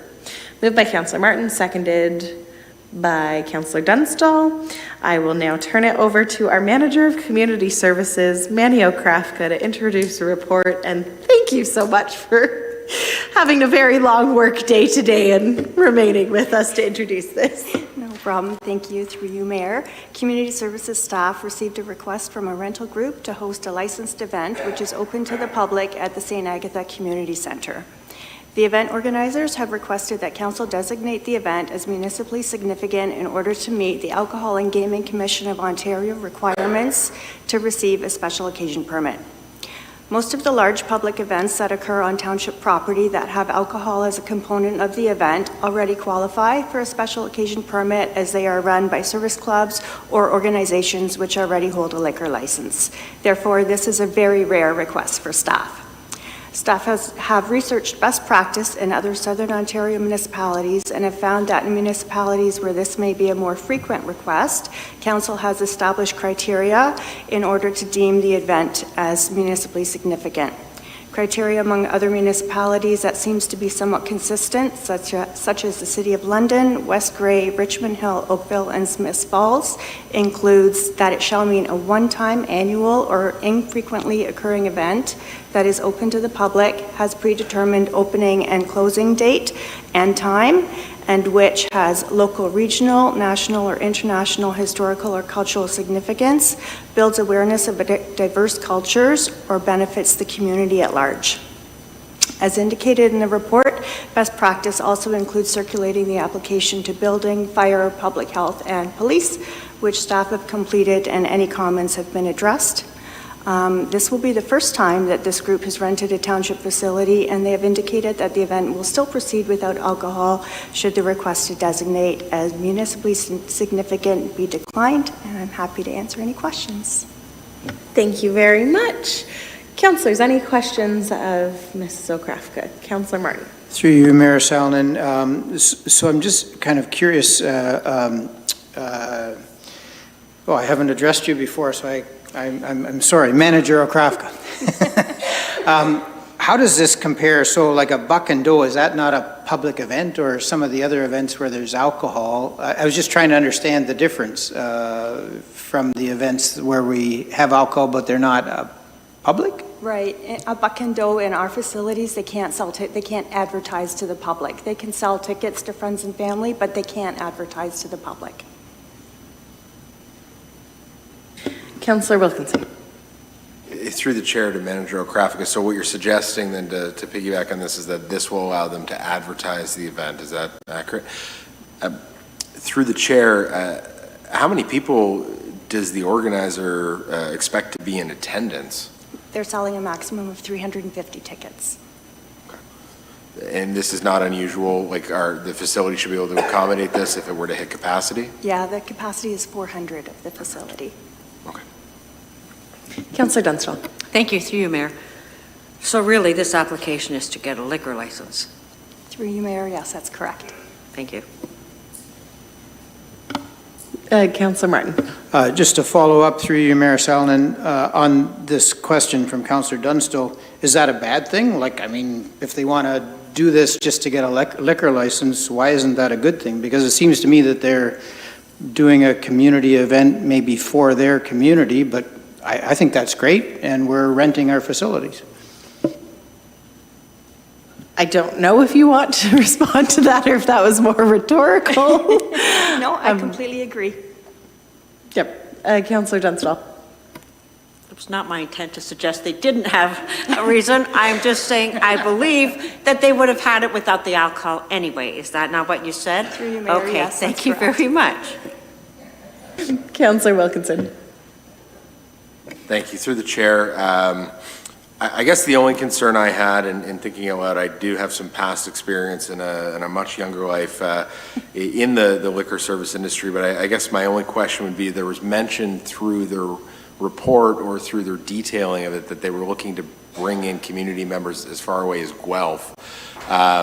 Given that there would be drinking happening in our township at this facility, it's rather far from Guelph. Do they have a plan, or do they share details of a plan that would address their plans to get consumers essentially home safely to a distance as far away as Guelph, given that there's a lack of public transportation and potentially availability of cabs out here? Through you, Mayor, thank you for the question. They have to comply with our municipal alcohol policy, which is a fairly strongly worded policy, and included in that is signage for taxi and arranging for designated drivers. And there will be 3 security guards present at the event as well. Any other questions on this, councillors? All right, seeing none, I'll call the vote. All those in favor? And that carries unanimously. On to bylaws, and the recommendation is that the bylaws as attached to this agenda be read a first, second, and third time, and finally passed in open council. May I have a mover? Moved by Councillor Martin, seconded by Councillor Wilkinson. All those in favor? That carries unanimously. We have already dispensed of item number 15, the notice of motion. That brings us to announcements. I do have a few, so not that I want to extend our time together, but I'd also like to get these noted. Today marks the Holi Festival in the Hindu community. Holi is a celebration of color, love, and spring. This vibrant and meaningful tradition has been followed for thousands of years, so happy Holi to those who celebrate. Community Services Master Plan Workshop. I would like to remind those who are interested in sharing their thoughts on the future of parks and recreation in Wilmot to attend the Community Services Master Plan Public Workshop tomorrow night. It will take place at 6:30 p.m. at the Wilmot Recreation Complex. You can visit wilmot.ca/community services master plan for more details, or you can also call the office tomorrow if you need additional details. I hope that you do come out, because the more that we hear from you about what you want, the better we can govern, and especially when it comes to budget time, to ensure that you're getting the services that you would like. Castle Kilbride is presenting Fabled, a new exhibit that pairs childhood books with costumes from Stratford Festival. Fabled runs until December 29th, and visitors can see exquisite costumes from the books that include Alice Through the Looking Glass, Peter Pan, The Lion, the Witch, and the Wardrobe, and Romeo and Juliet. Tickets are available on Eventbrite. If you visit castlekilbride.ca, you can get more information, or again, contact the township office. I also want to note Easter office hours. A reminder that the township's administrative offices are closed on Good Friday and will reopen on Tuesday, April the 2nd. For those who want to enjoy an Easter egg hunt, the Optimist Club of New Hamburg is hosting an event on Saturday, March the 30th at the New Hamburg Arena. Doors open at noon, and there will be 2 Easter egg hunts, one at 12:45 for kids up to 3 years of age, and another one at 2 p.m. for kids 3 to 12. The event promises to have magicians, balloons, loot bags, and entertainment from Eric Traplin. To everybody who celebrates, I'd like to wish you a happy Easter. And I also want to make a plug for the local high school's spring musical, Emma the Pop musical. The students will be putting that on in 2 weeks' time. You can contact the school for details on how to purchase tickets, as well as they have the information on their billboard outside of the high school. I will note that the kids have really worked hard, and I think it's going to be a great performance. So all those in the community are welcome. And councillors, I believe others have some announcements. Councillor Wilkinson. Thank you. Through the chair, I want to echo the meeting happening tomorrow for the Community Services Master Plan at Wilmot Rec Complex. I have it down for 6, but you're saying 6:30, so I'll go with that. Additionally, a couple upcoming meetings for residents of Ward 2 and also the greater community, but in particular for residents of Petersburg that are part of the Nipful water system. That meeting that was originally scheduled for tomorrow night is now taking place Thursday, April 4th at the St. Agatha Community Center at 6 p.m. There will be, I think, correspondence already out on that, but if not, then I will certainly help direct you in the right direction. And then as well for residents of Ward 2, this may be of interest. On Tuesday, April 16th, the Herbs Road Shelter, there's a community information meeting taking place regarding that topic at the Paramedic Building on Herbs Road at 6 p.m. That is all. Thank you, Councillor Wilkinson. Any other announcements, councillors? Okay. Seeing none, we do have business arising from closed. It will need to be dealt with in 3 separate motions. So the first motion is that council receives advice that is subject to solicitor-client privilege, including communications necessary for that purpose in accordance with section 239(2)F relating to a planning matter, and further, that the solicitor be directed to proceed as directed. May I have a mover? Moved by Councillor Cressman, seconded by Councillor Dunstall. All those in favor? That carries unanimously. The second motion is that council receives advice that is subject to solicitor-client privilege, including communications necessary for that purpose in accordance with section 239(2)F relating to a confidential information supplied in confidence from the province of Ontario. May I have a mover for that? Moved by Councillor Dunstall, seconded by Councillor Martin. All those in favor? That carries unanimously. And lastly, that staff be directed to proceed as directed relating to matters